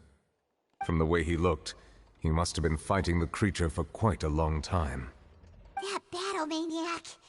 We've always known that he had a special connection with that whale, but we definitely didn't expect it to help us out like this. Anyway, now that we know that this whale is the actual cause of the disaster recorded in the prophecy, all we need to do to stop the prophecy would be to find a way to beat it up, right? It is too late. It had already absorbed too much of the primordial sea's energy before we could notice it. At this point, it has become practically integrated with the sea itself. Even if the entirety of Tevat were to be destroyed, it could still survive and swim off towards some other world. That's not something I will accept. We've already done everything we can, and we even found the true culprit. We've come so far. You can't just tell me that the last hurdle is some impossible foe. That's just not fair. Indeed. That's not how a grand performance should end. I'll fight it to the end. No matter what. So the prophecy will be fulfilled no matter what, huh?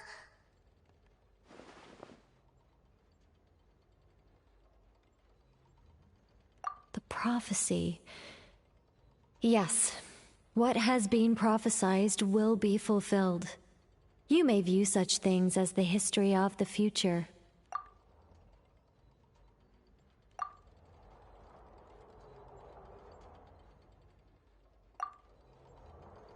Just as prophecies are usually only the future as seen from the perspectives of the gods, could things be happening in hidden corners, where the gods' gaze does not fall? Ultimately, fate shall serve as your only guide, no matter what will happen in Tevat's future. All you need to do is to play your part.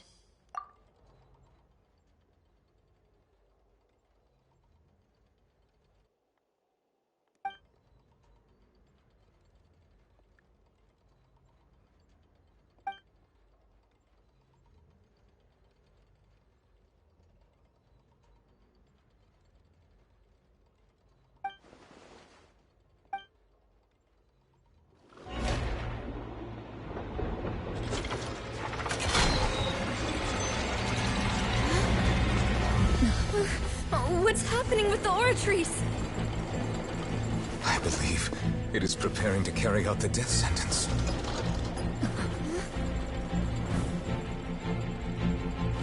Farina!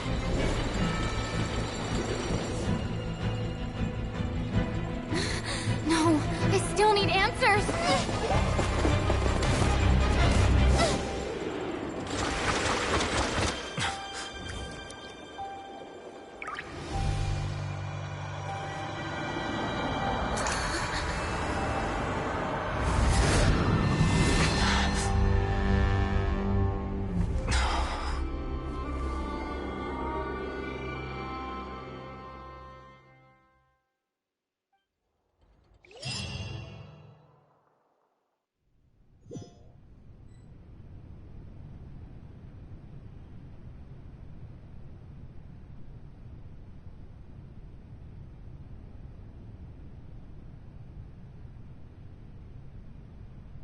You...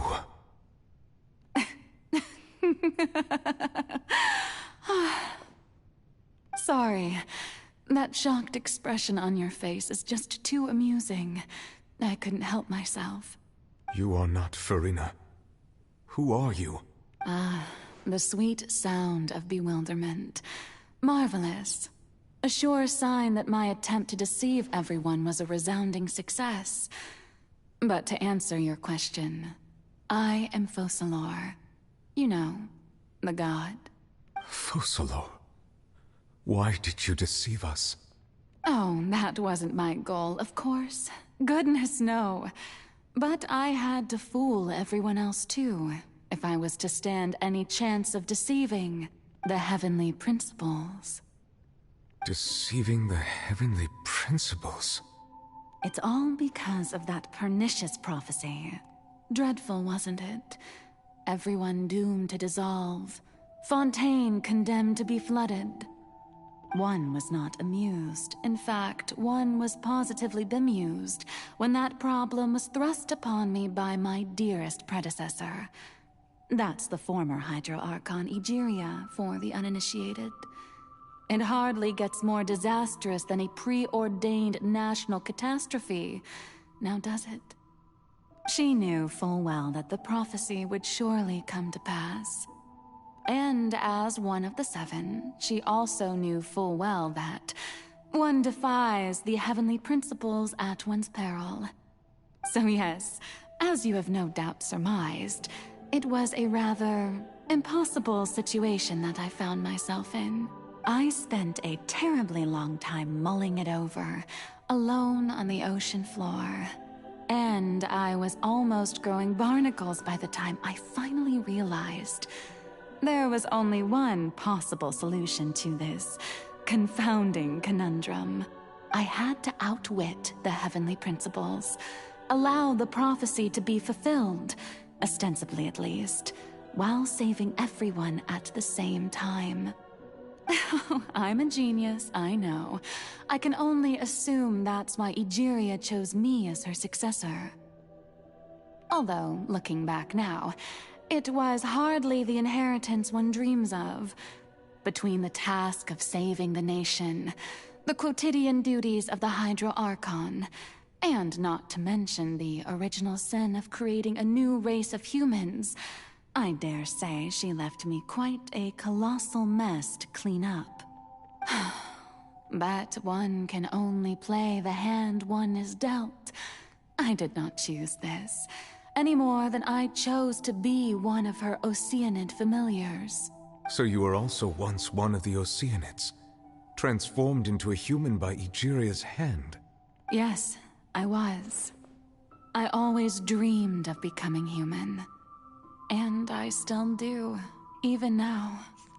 In my eyes, to be human is to be part of the greatest opera ever known. After becoming a god, I separated my divinity from my body and spirit, leaving behind only a self that was as naive and bewildered as my past self on her first day as a human being. The me you see before you now is that divinity, and the human counterpart I left behind, I named Farina. She could feel joy, sorrow, and everything in between. She could be as vain and conceited, or as meek and vulnerable as she wished. Her strengths were of a kind only a human could possess, as were her shortcomings. But in my eyes, Farina's humanity was what made her perfect. She was perfectly human in every way, the person I always wanted to be. Anyway, so then I cursed her. All part of the plan, of course. The plan to deceive the heavenly principles. Do you still remember the final scene of the prophecy? The Hydra Archon alone, weeping on her throne. In order that the prophecy might appear fulfilled, I invited Farina to be an actress, to play the part of the Hydro Archon in the prophecy. Under the curse I placed on her, so long as I, Focalor's divinity, continued to exist, she could not die. But nor was she free to live her life in the pursuit of happiness. Instead, she was forced to take the stage in the opera house, to embrace the role of leading lady, to forever play the part of the god from the prophecy, all to create a deceitful appearance of that prophecy coming to pass. I suppose now you probably understand why your court is called the Opera Epiclese. But Farina is only human, isn't she? Even though she has had a long life, her mind is no stronger than that of any other ordinary human being. I cannot begin to fathom what she has had to endure. It must have been torture for her. It has indeed. And although she is, in a sense, me in human form, I most definitely owe her an apology for it. It's been 500 years, and all along, she's been playing her part in the most unimaginably long, unbearably lonely, and agonizingly painful opera of all.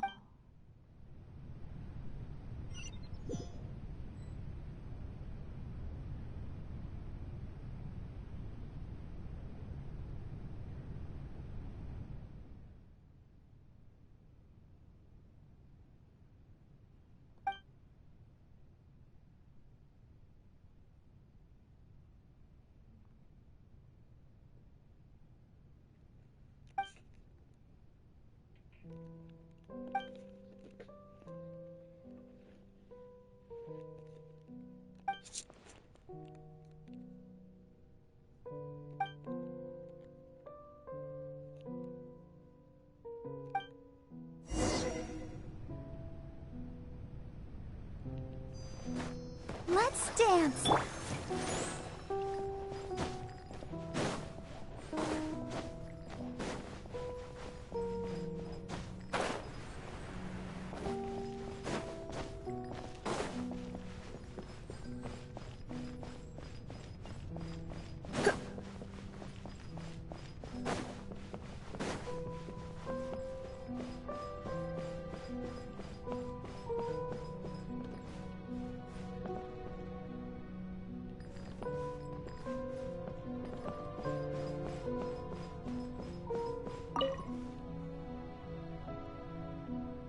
Oh, who permitted you to come onto the stage? Now, I understand your admiration for my august self, but I must ask you to keep to the rules. All right. It is not my intent to reprimand you. There is no need to state your name. Just be off with you. Do not distract me from my performance. Oh, do not jest. Can you not feel it? I am Focalor. The eyes of countless Fontanians are upon me. I must, at all times, display the utmost elegance and nobility.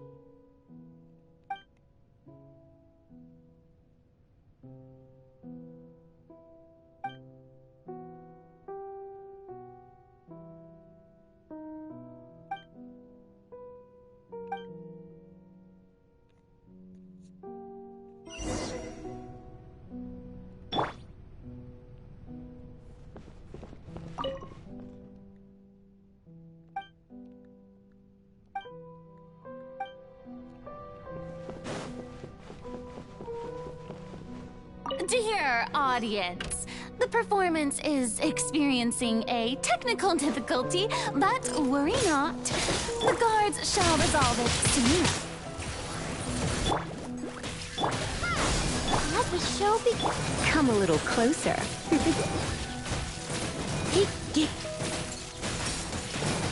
You're in for a little shock. Come a little closer. You're in for a little shock. Scatter! Come a little closer. You're in for a little shock. You've been a naughty boy.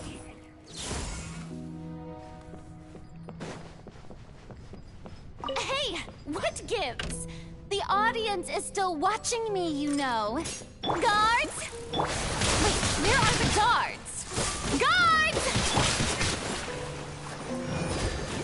Come a little closer. Huh.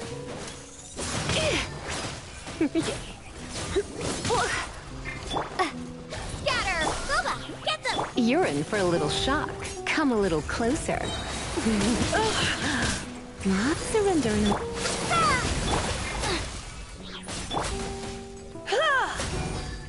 Get you out of the frying pan. You're in. Come a little closer. My. Ready, steady, go! I'll protect us.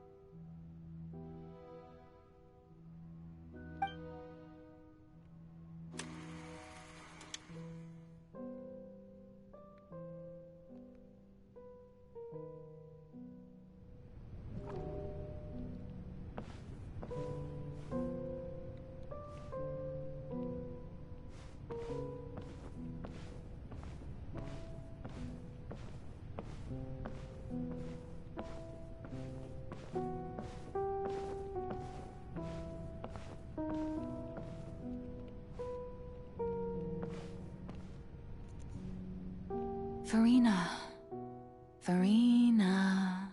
Huh? Who's that? Who's calling me? Where are you? Be not nervous. Be not afraid. I am before you. Wait a moment. You're... Mirror me? How can this be? Mirror you, huh? You know what? That's not bad. Let's go with that. Mirror me. What do you wish to say? The prophecy. Have you heard of it? What prophecy? Wait. I know. I think. I don't know why, but it's in my head somehow. The people will all be dissolved into the waters, and only the Hydro Archon will remain, weeping on her throne. Only then will the sins of the people of Fontaine be washed away. Oh, very good. You know it well. What's going on? I can't seem to remember anything clearly. The only thing I know for sure is this prophecy. Will it really come to pass? Yes, it will. And that is why I've come to you. Disaster will come to Fontaine sooner or later. Things will develop just as the prophecy declared. There is no escaping it. But doesn't that mean everyone will die? I'm a Fontainian just like them. Will I dissolve too? Oh, don't worry. Magical meetings exist in this world precisely to give people a chance to turn things around. It is the reason why you met me today. I will tell you how to save everyone, but you may have to suffer somewhat. Oh, so there's still hope after all. Goodness, you frightened me. You spoke so much and with so much certainty. As for the suffering, well, I will admit that the first thing that came to mind was, why do I have to be the one to suffer? But if the prophecy will come true, I'll also die anyway, right? So, if I've already met you as my magical meeting in this world, if there were scales, with all the people of Fontaine on one side, and my pain on the other, is it not obvious where the scales should tilt? You truly are the perfect human, my ideal. I suppose this would also be the justice that belongs to you. Huh? Don't worry, it's nothing. Listen well. Fontaine has just lost its Hydro Archon. I need you to play a role, that of the new Archon. Play as a god? That's right. You must begin a never-ending masquerade. You must never let anyone suspect your identity. If you can keep it up, then I shall have my way of defying this prophecy. But should your identity be revealed, then all hope will be lost. But how will I do this? A human assuming the role of a god without being exposed. Don't worry. What you must do is not to turn yourself into a real god. You simply need to play the role of a god as humans imagine them to be. Being a human yourself, I'm sure you already know what such an entity would be like. Remember, your true challenge will not be pursuing divinity, but contending against humanity. I'm still not sure I understand, but I'll try.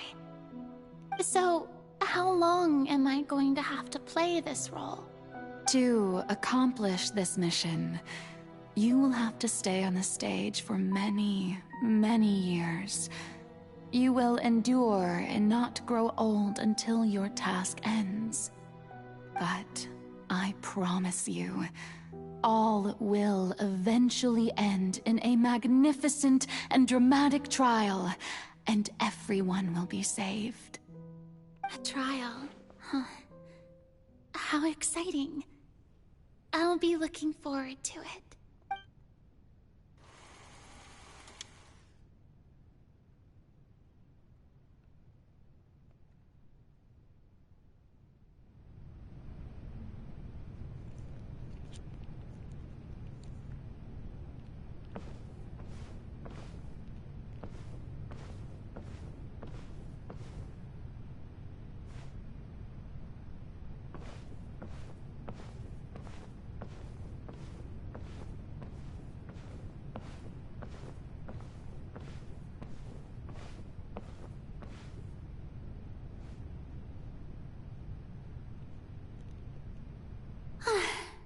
The Maison Cardinalise has announced my accession, but this is my first time facing the people.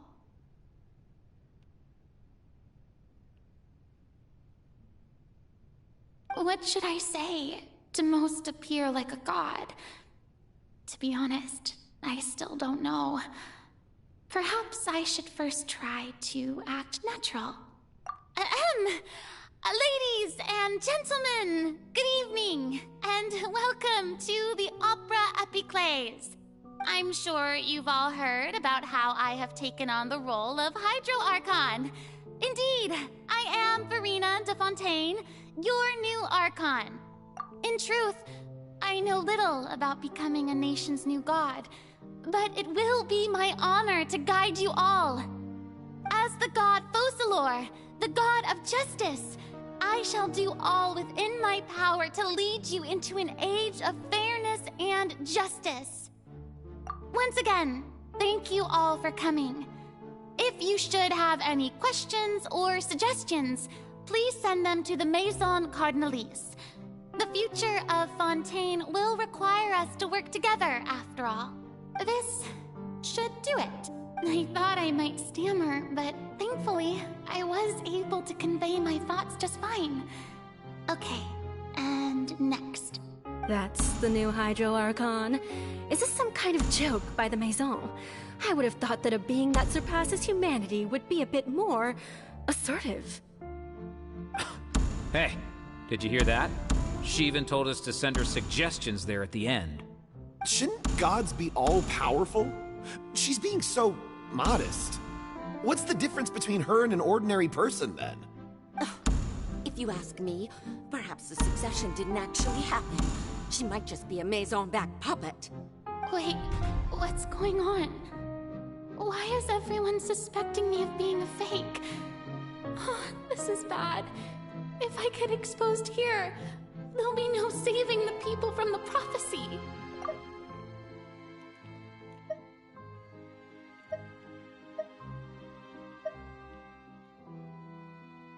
Wait, what's going on? Why is everyone suspecting me of being a fake? Oh, this is bad. Right. Mirmi said that I just need to play the role of a god as humans imagine them to be. Calm down, Farina. Think. What do the people want? How would they imagine a god to speak and act? Assertive, with a strong sense of presence. One who can dispel all doubt. That is the character I'm fated to play.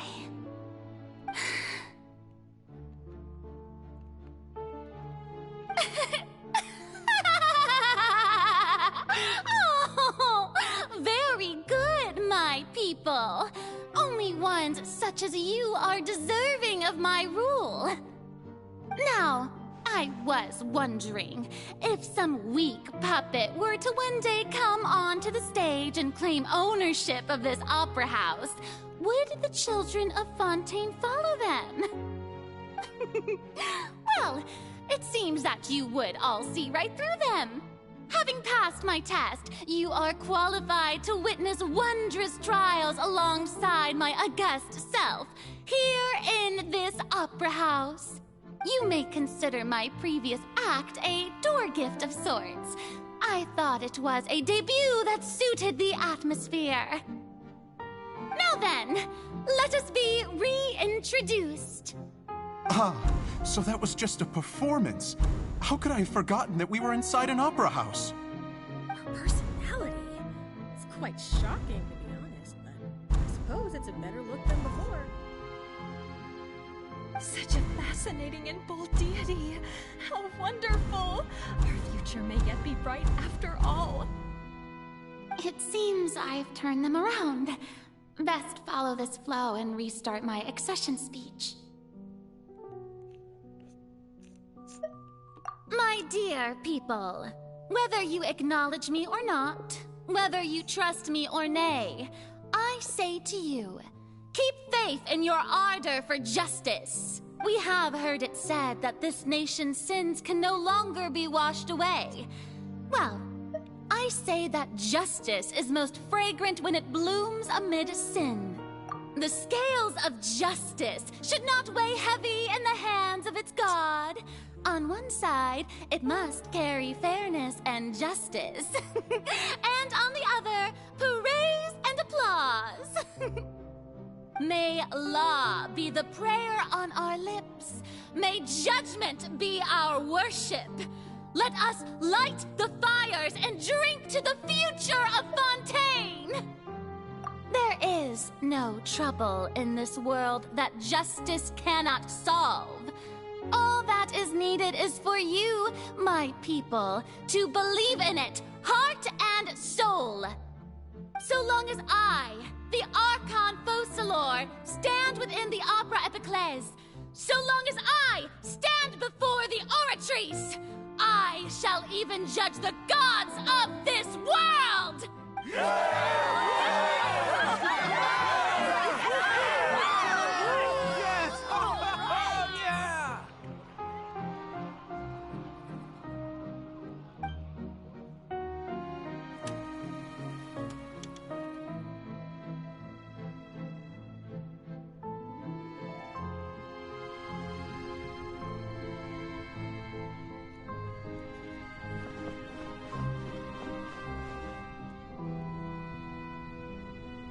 Lady Farina, Here are today's case reports, as well as a summary of the follow-up for your perusal. Come now. Was I not just at the Opera House in person? Leave these kinds of things to Neuvillette. Besides, none of these trials were the one that I'm looking forward to the most. If I may be so impertinent, what kind of trial are you truly looking forward to? A magnificent, dramatic, and wondrous trial. A trial to end all things. How could you hope to understand? That's true. I fear I lack the ability to grasp your divine thought, Lady Archon. No need for fright, and do not take what I said before too seriously. Go now, do your duties. The trial I await. It will come one day.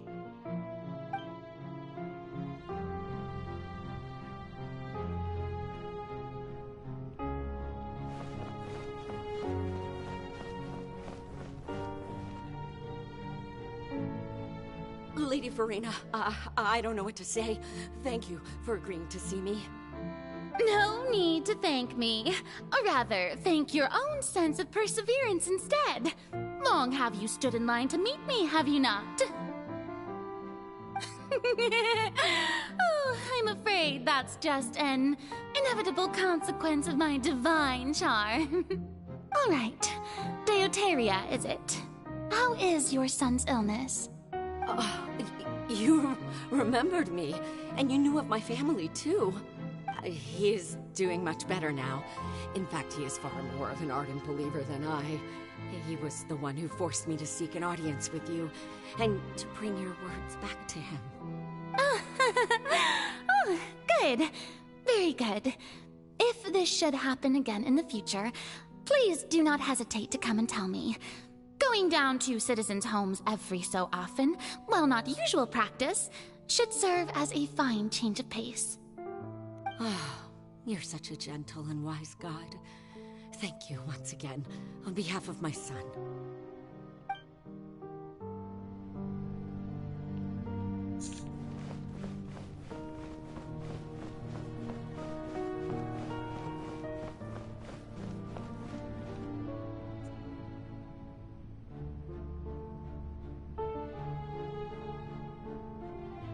Lady Farina, here are the latest hydrological reports. As for the specific parameters you asked to take note of, I'm afraid things still don't look good. I see. It's as I thought, then. As your god, I did already expect this, but I wanted to see how far your human wisdom would allow you to analyze it. All manner of signs indicate that the prophecy will still come to pass. Forget it. That's not something you need to worry about right now. Well, as I understand it, the Fontaine Research Institute is also trying to find a way to counter the rising water levels. Really? Have they found anything? I'm afraid that they haven't found any effective solution thus far. Is that so? Well, no wonder. This issue has reached the realm of the gods, after all. Still, their spirit is praiseworthy.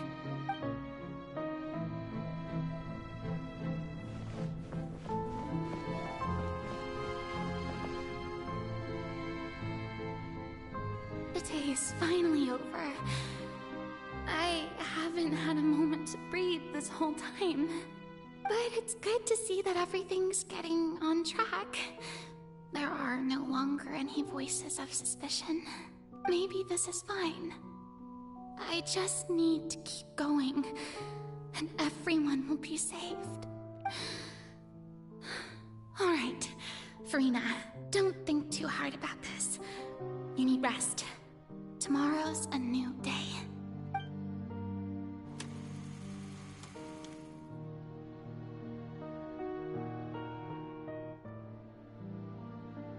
Lady Farina, here are the new trial reports for the latest cases, as well as a summary of the follow-up. There'll be no need for that. I've seen them already. There's no need to go back over scenes I've witnessed in person before. Lady Farina, I've waited so long for this chance to see you in this manner. Indeed, my dear, loyal citizen. This joyous moment is an honor for us both. Lady Farina, we're detecting significant hydrological anomalies near Poisson. Understood. Keep monitoring. Keep me informed should anything come up at the Institute.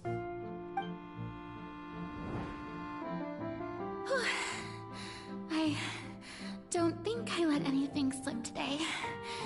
I must show the people that there is nothing to worry about. I just don't know when these days will end. I feel utterly exhausted. Best to rest early today, too.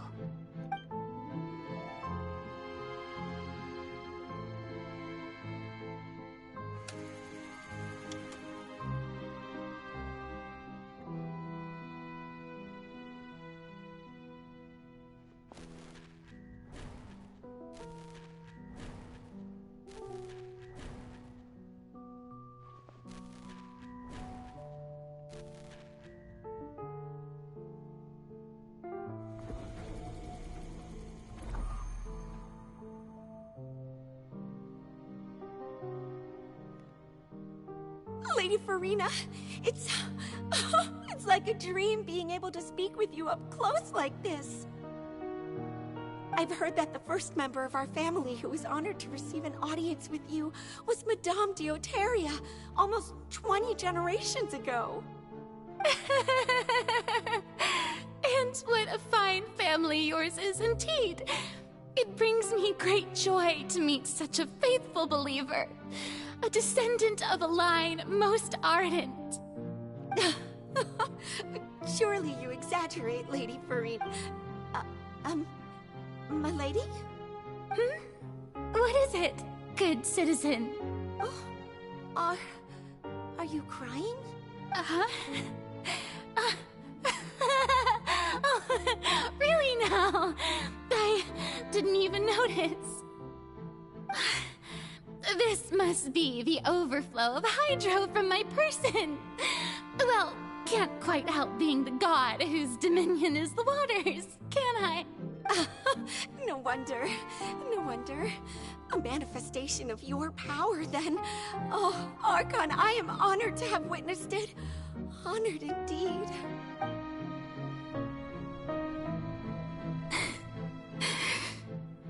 So interminable. So lonely.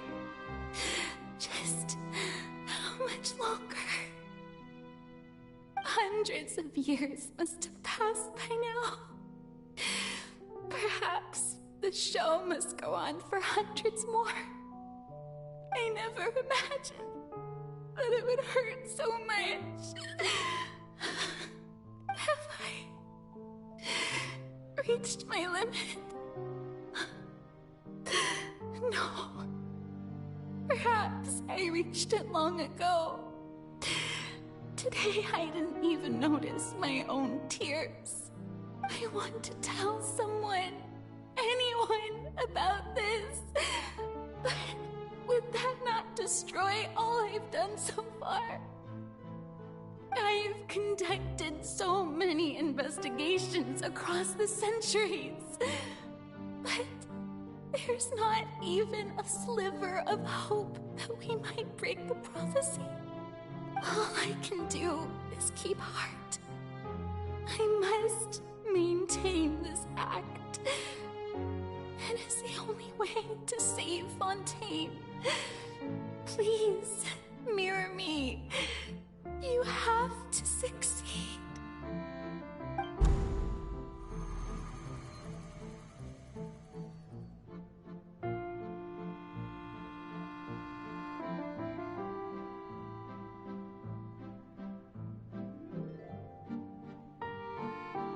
Farina, you don't have to shoulder this burden alone. Although I don't know what you might be keeping from everyone, your people are more than willing to share your burden with you.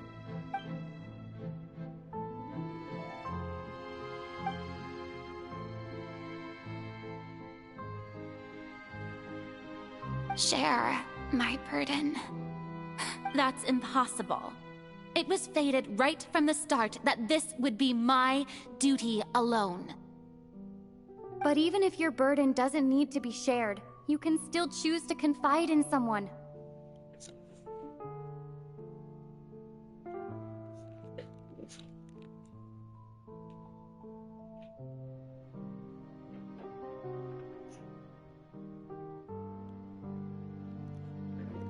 Just share it with me. I'm what you'd call a witness. A witness? Yes, I've heard that you came to Tevat from beyond the stars, yes. In other words, you never belonged here. And if Tevat is, in its entirety, a show on a stage, then you're just a spectator, aren't you? If that's the case... She's right. I could confide in her, couldn't I? But if things don't play out as expected, the people of Fontaine will be the ones to pay the price. No, Farina, you shouldn't be selfish. But what if it's really all right? Farina, you've worked so hard for so long. Surely it would be okay to put yourself first for once. Just this once. Is it such an outrageous thing to do anyway? To find someone in whom you can confide your frustrations and sorrows? If you let this opportunity slip through your fingers, it might never come by again. Is it such an outrageous thing to do anyway? To find someone in whom you can confide your frustrations and sorrows? Surely it could not hurt. Think about it long and hard.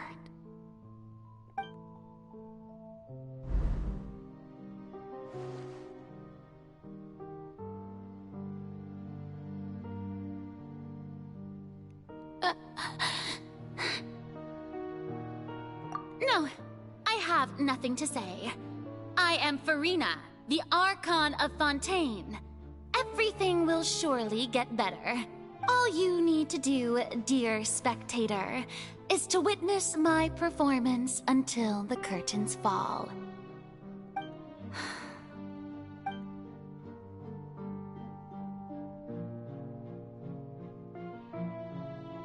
Fine.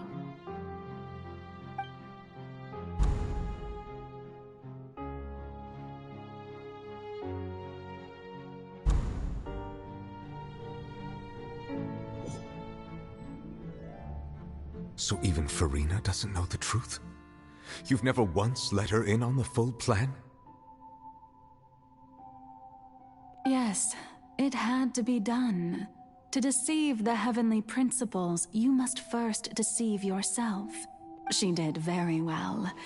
If she had let her resolve falter even once in these 5 centuries, Fontaine would have been doomed to the most tragic fate. It seems that trusting humanity was the right decision after all. I believe that I understand how your deception works, but that is only half the truth, is it not? How would you build on this foundation to save the people of Fontaine? That is the most important thing. Ah, good. Of course, the Iudex of Fontaine has pinpointed the crux of the issue. I'm sure you've long sensed that the Oratrice is no simple machine, yes? I've always suspected that it had its own consciousness. And Lenny did mention that he heard a human voice within the core chamber. It now seems that that person was you, hidden within the machine all along. Am I right? And then I became one with the Oratrice, taking Fontaine's gnosis with me. Yes, it would seem so, wouldn't it? Alas, your understanding of this device still lacks sufficient depth. In truth, it is no enactor of justice. It is, in fact, a device created to kill the god of justice.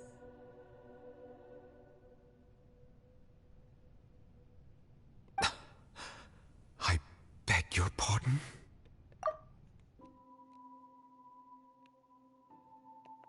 Oh, you have it. And to be more precise, not only will the Oratrice take down the god of justice, it will also take down the divine throne upon which she has been placed. I mean, did you think I would be the sort to enjoy peaceful repose while Farina suffered? My work over these last 500 years has been to constantly accumulate indemnitium within the Oratrice. But really, some have already discovered that only a small fraction of the energy generated by the device was ever used to provide power to Fontaine. The vast majority had to be, accumulated to enact this death sentence. It was all a part of your plan, then? Both the trial and the sentence? Indeed.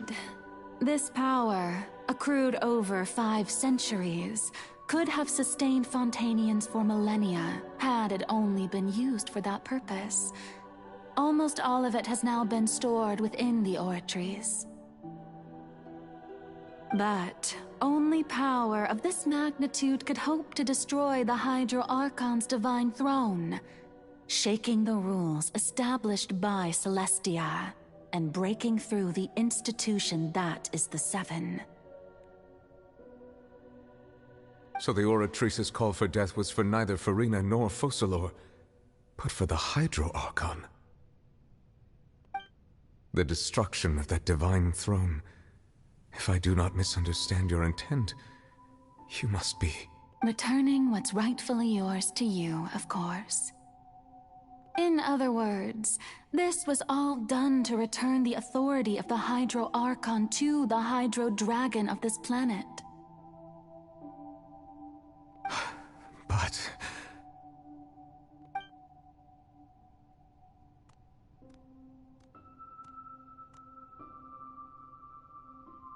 Oh, what? Getting sad again, are we?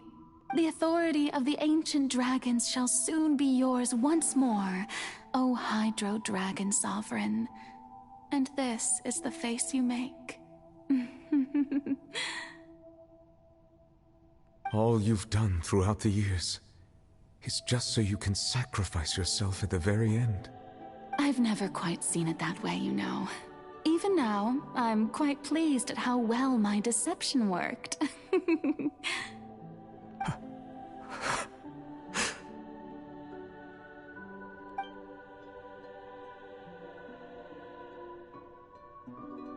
Hydro Dragon, don't cry. I must say, had it been within my rights, I would have loved to judge the heavenly principles themselves. Were they not guilty of essentially the same crime? Egeria stole the power of the primordial sea, and the heavenly principles stole the power you ancient dragons possessed.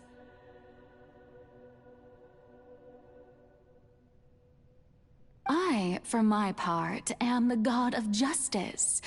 And is it not just that your original powers should be returned to you? Speaking of justice, I have always believed that justice lies in the process of pursuing human existence itself. So, if the theft of the primordial sea's might was Fontaine's original sin, then, leaving matters of procedural right and wrong aside, the descent of the Fontainians as humans and their right to exist in this world would be Fontaine's original justice. In other words, existence was Egeria's justice, and to me, justice is the continuation of that existence, defying the prophecy and ensuring that Fontaine's people shall live on, That should be the justice enthroned over all others. At this point, we, whether it be myself or all other Fontanians, have shouldered the burden of this sin for far too long. Iudex Neuvillette, the highest judge in our land, when you regain your full power as an elemental sovereign, what verdict shall you pass upon us? So when I was invited to the court of Fontaine to serve as Iudex, I see now that that was your idea too. At last. I now understand the true purpose behind this position. In the beginning, I was uninterested in human existence. But these 5 centuries of living alongside them have gradually brought about mutual understanding between us. And I have even attempted to feel as they feel. You are a devious one, Focalors. Things being as they are, surely you know that I could never declare them to be guilty.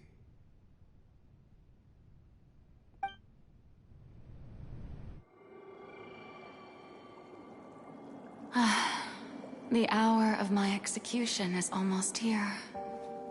For the sinner, the curtain call has come. I know I may not sound it, but faced with death, I find myself a little afraid. Perhaps this is one thing both gods and humans have in common.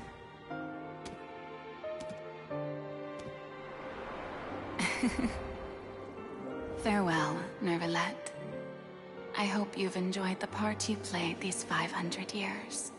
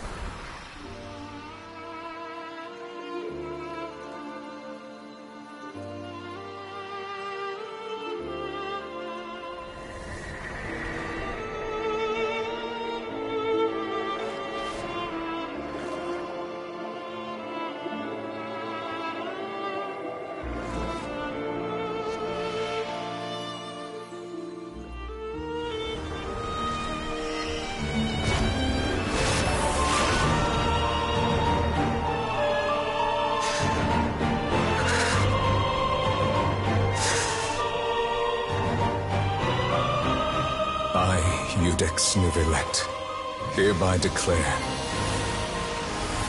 people of Fontaine, your sins are forgiven.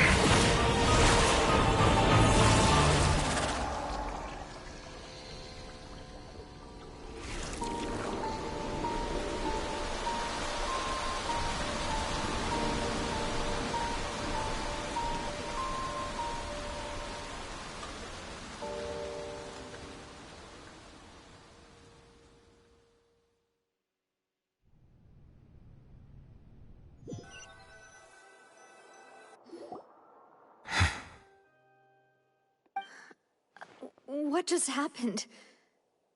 Has the death sentence been carried out? Was that bright light some sort of misdirection? I have a feeling that something huge just happened. But since we're all still alive and haven't been dissolved, I assume whatever happened was good for us. It's time to end this. We must mete out punishment to that beast. Didn't you say just a moment ago that it can't be defeated? I have gained the strength sufficient to deal with it. Through certain means, I now have the ability to separate the power of the Primordial Sea from that creature. We should seize the opportunity to pursue our quarry.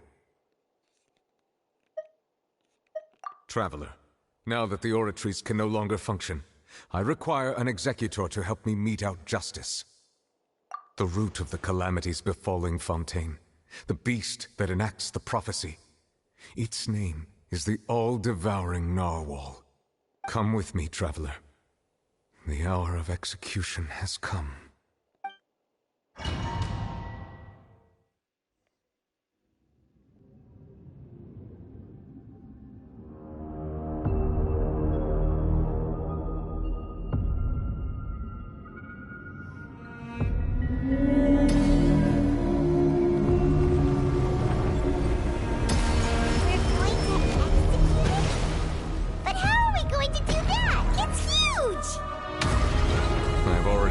To separate the power of the Primordials.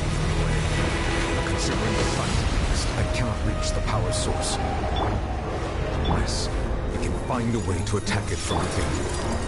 I shall share a part of the ancient dragon's power with you. We shall look for an opening.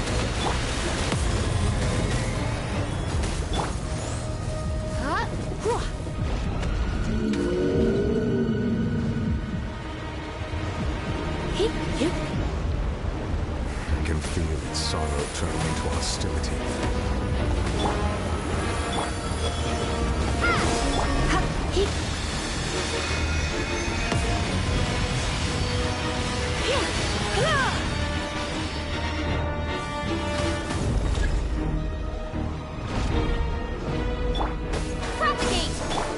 You're in for a little The all-devouring narwhal cannot resist its instinct to devour. Continue to trigger its hostility. Chance will present itself. You're in for a little shock. You're in for a little shock.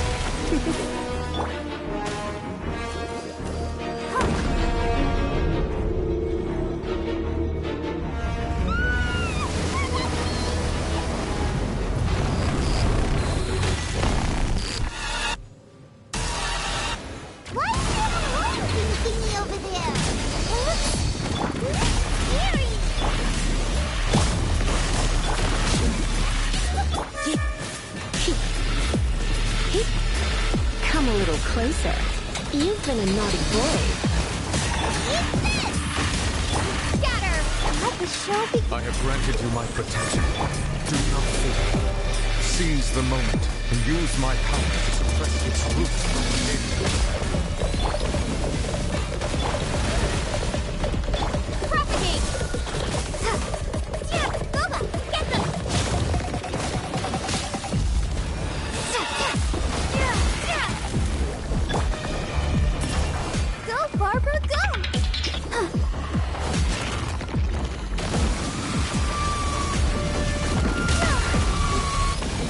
Protect us.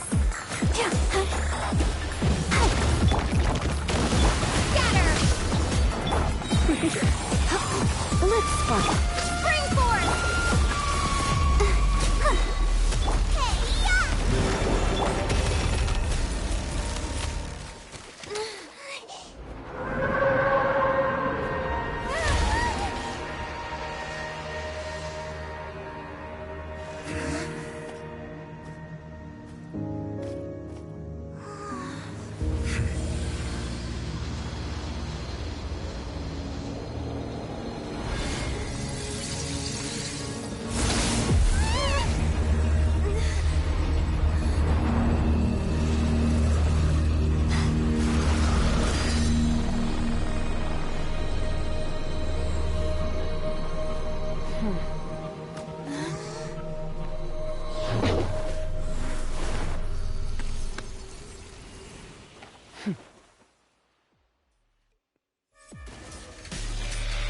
Thanks for helping with the cleanup. Should have been my job, but... oh well. How are you? It was just supposed to be a short private training session for me. I didn't think that my disciple and my master's pet would start brawling in the meantime. Well, actually, I had a feeling that it would happen at some point, but they bumped into one another earlier than I thought. What a blunder. I suppose I'll have to swing my sword 3 million times as penance. That power. Who are you exactly? Paimon has an idea. From what she said earlier, she must be Child's master. Skirk, right? It's just that he gave us the impression that she was the less talkative person. I simply did not have anything to say to the weak. But you, on the other hand, managed to defeat the all-devouring narwhal without using power from beyond this world. So you may speak to me as equals. I have to agree. It's a strange use of a planet's primordial waters just to raise an all-devouring narwhal.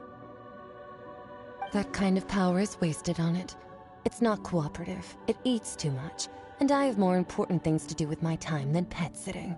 The only thing that creature has going for it is its looks. All in all, it fails as a pet. Miss Skirk? I think you might have missed the point. The point being? Well, being that this pet almost destroyed an entire nation. So what sort of person is your master? Well, Child's master's master. Wait, is that right?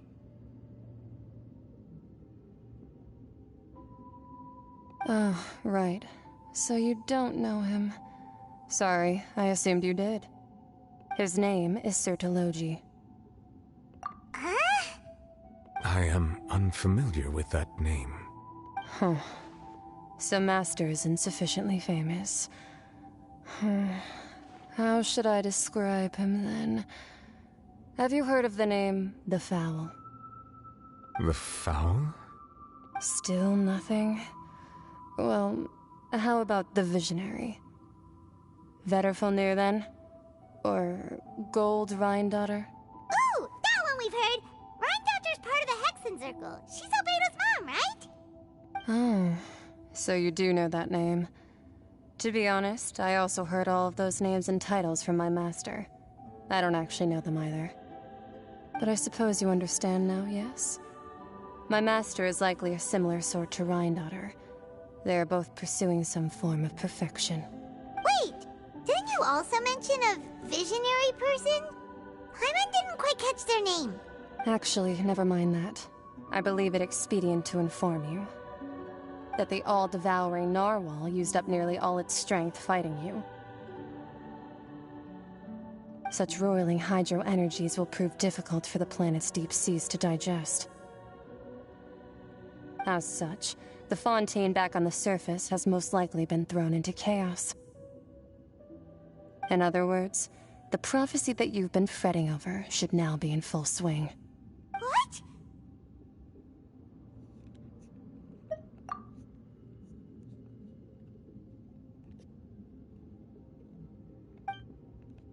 Not to worry. Focalor has already managed to deceive the heavenly principles. In the end, the people will all be dissolved into the waters, and only Furina will remain, weeping on her throne.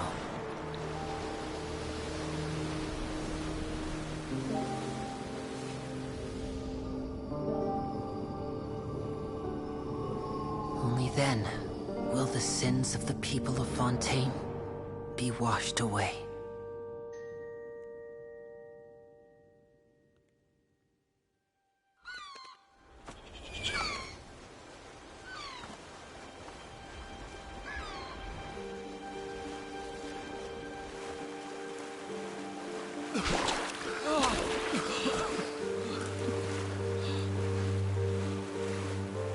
Hey! Help! Over here!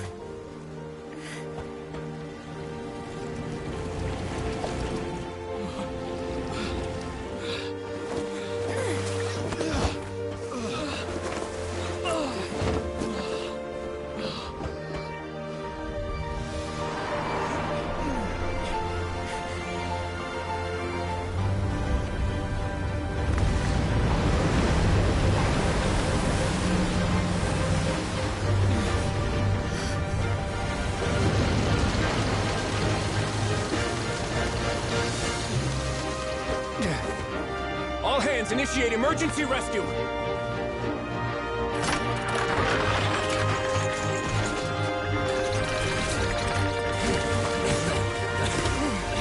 Hurry!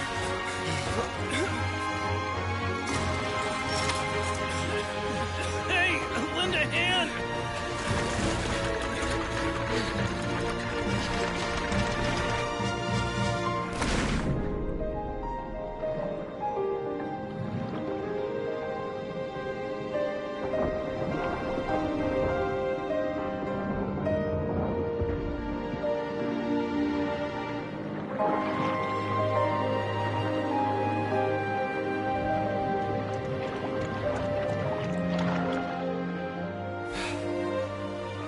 Look! The water's receding!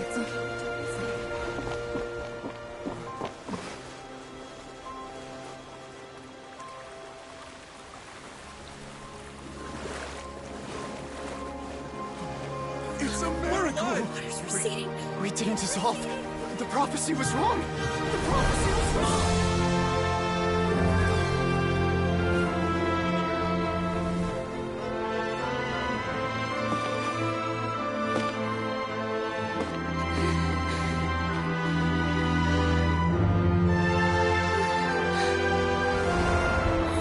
Are you alright? We're saved. The prophecy was wrong.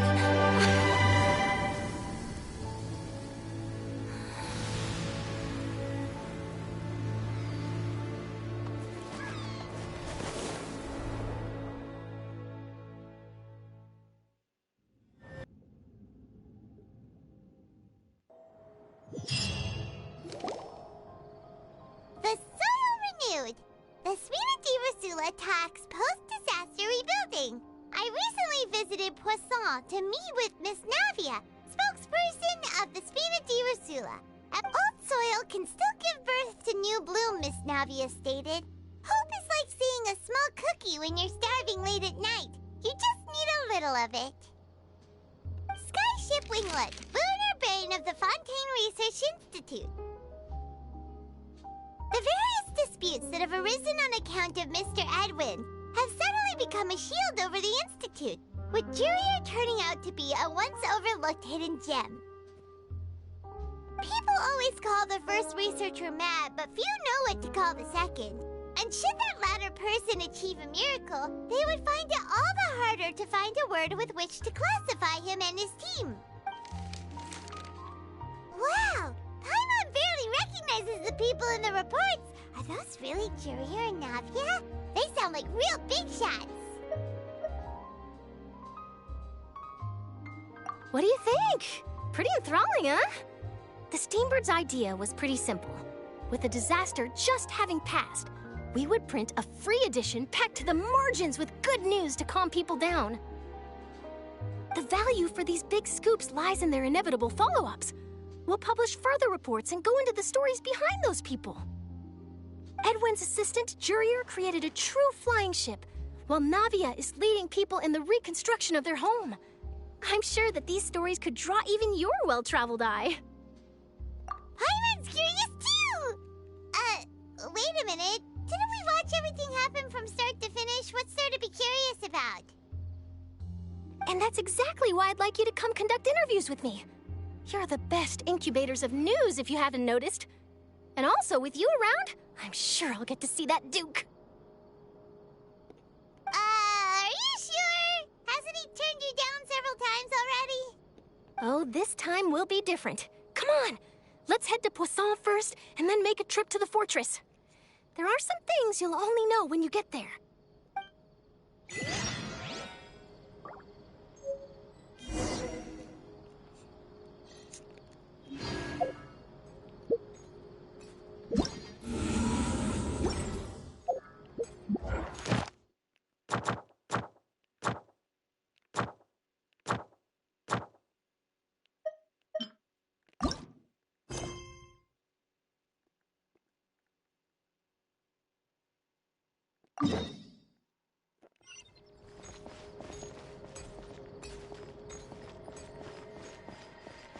Everything is back to normal.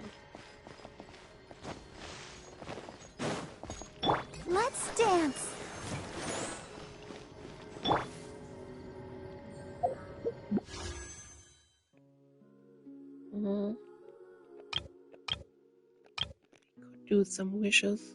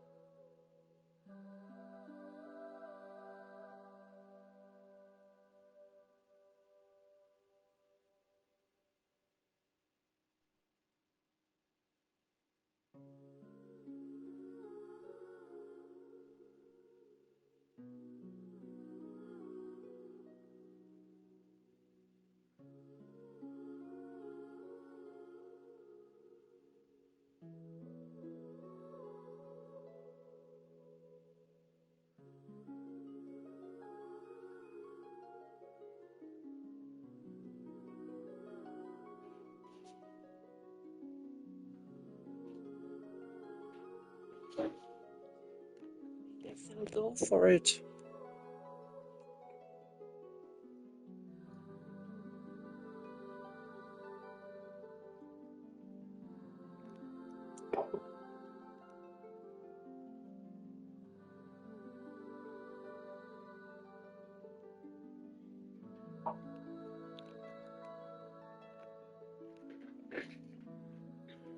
So, I'd like to get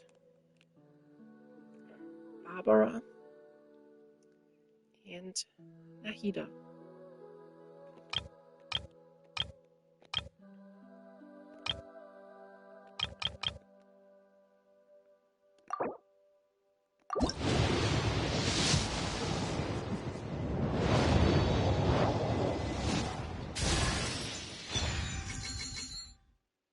Yeah, that's nice already. Don't think there's another desirable among them. I'm glad you gave me a chance. I always think it takes people with similar tastes to sustain a pleasant conversation. Care for this guy.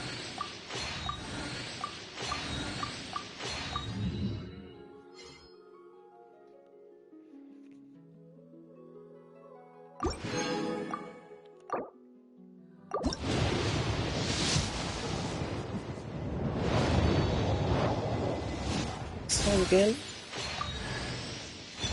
This guy again.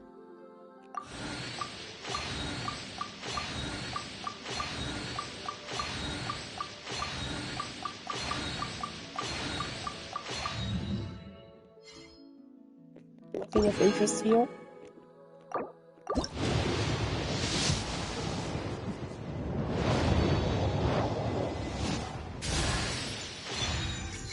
Third time. Oh,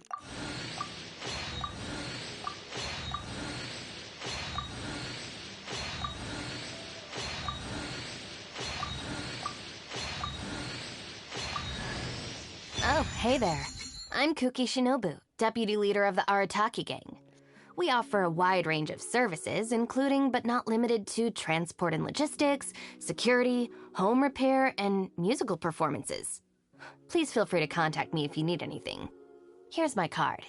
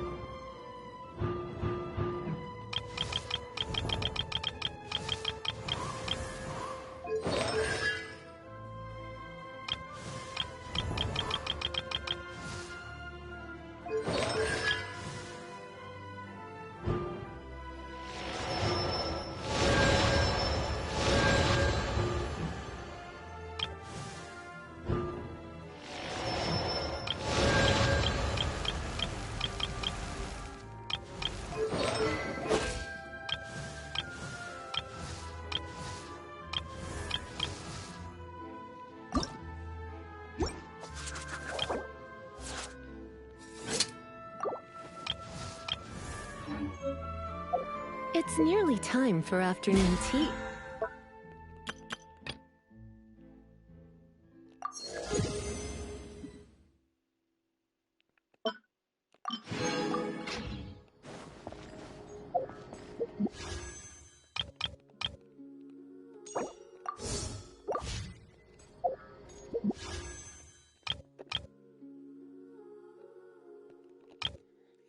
Yeah, that's it for today.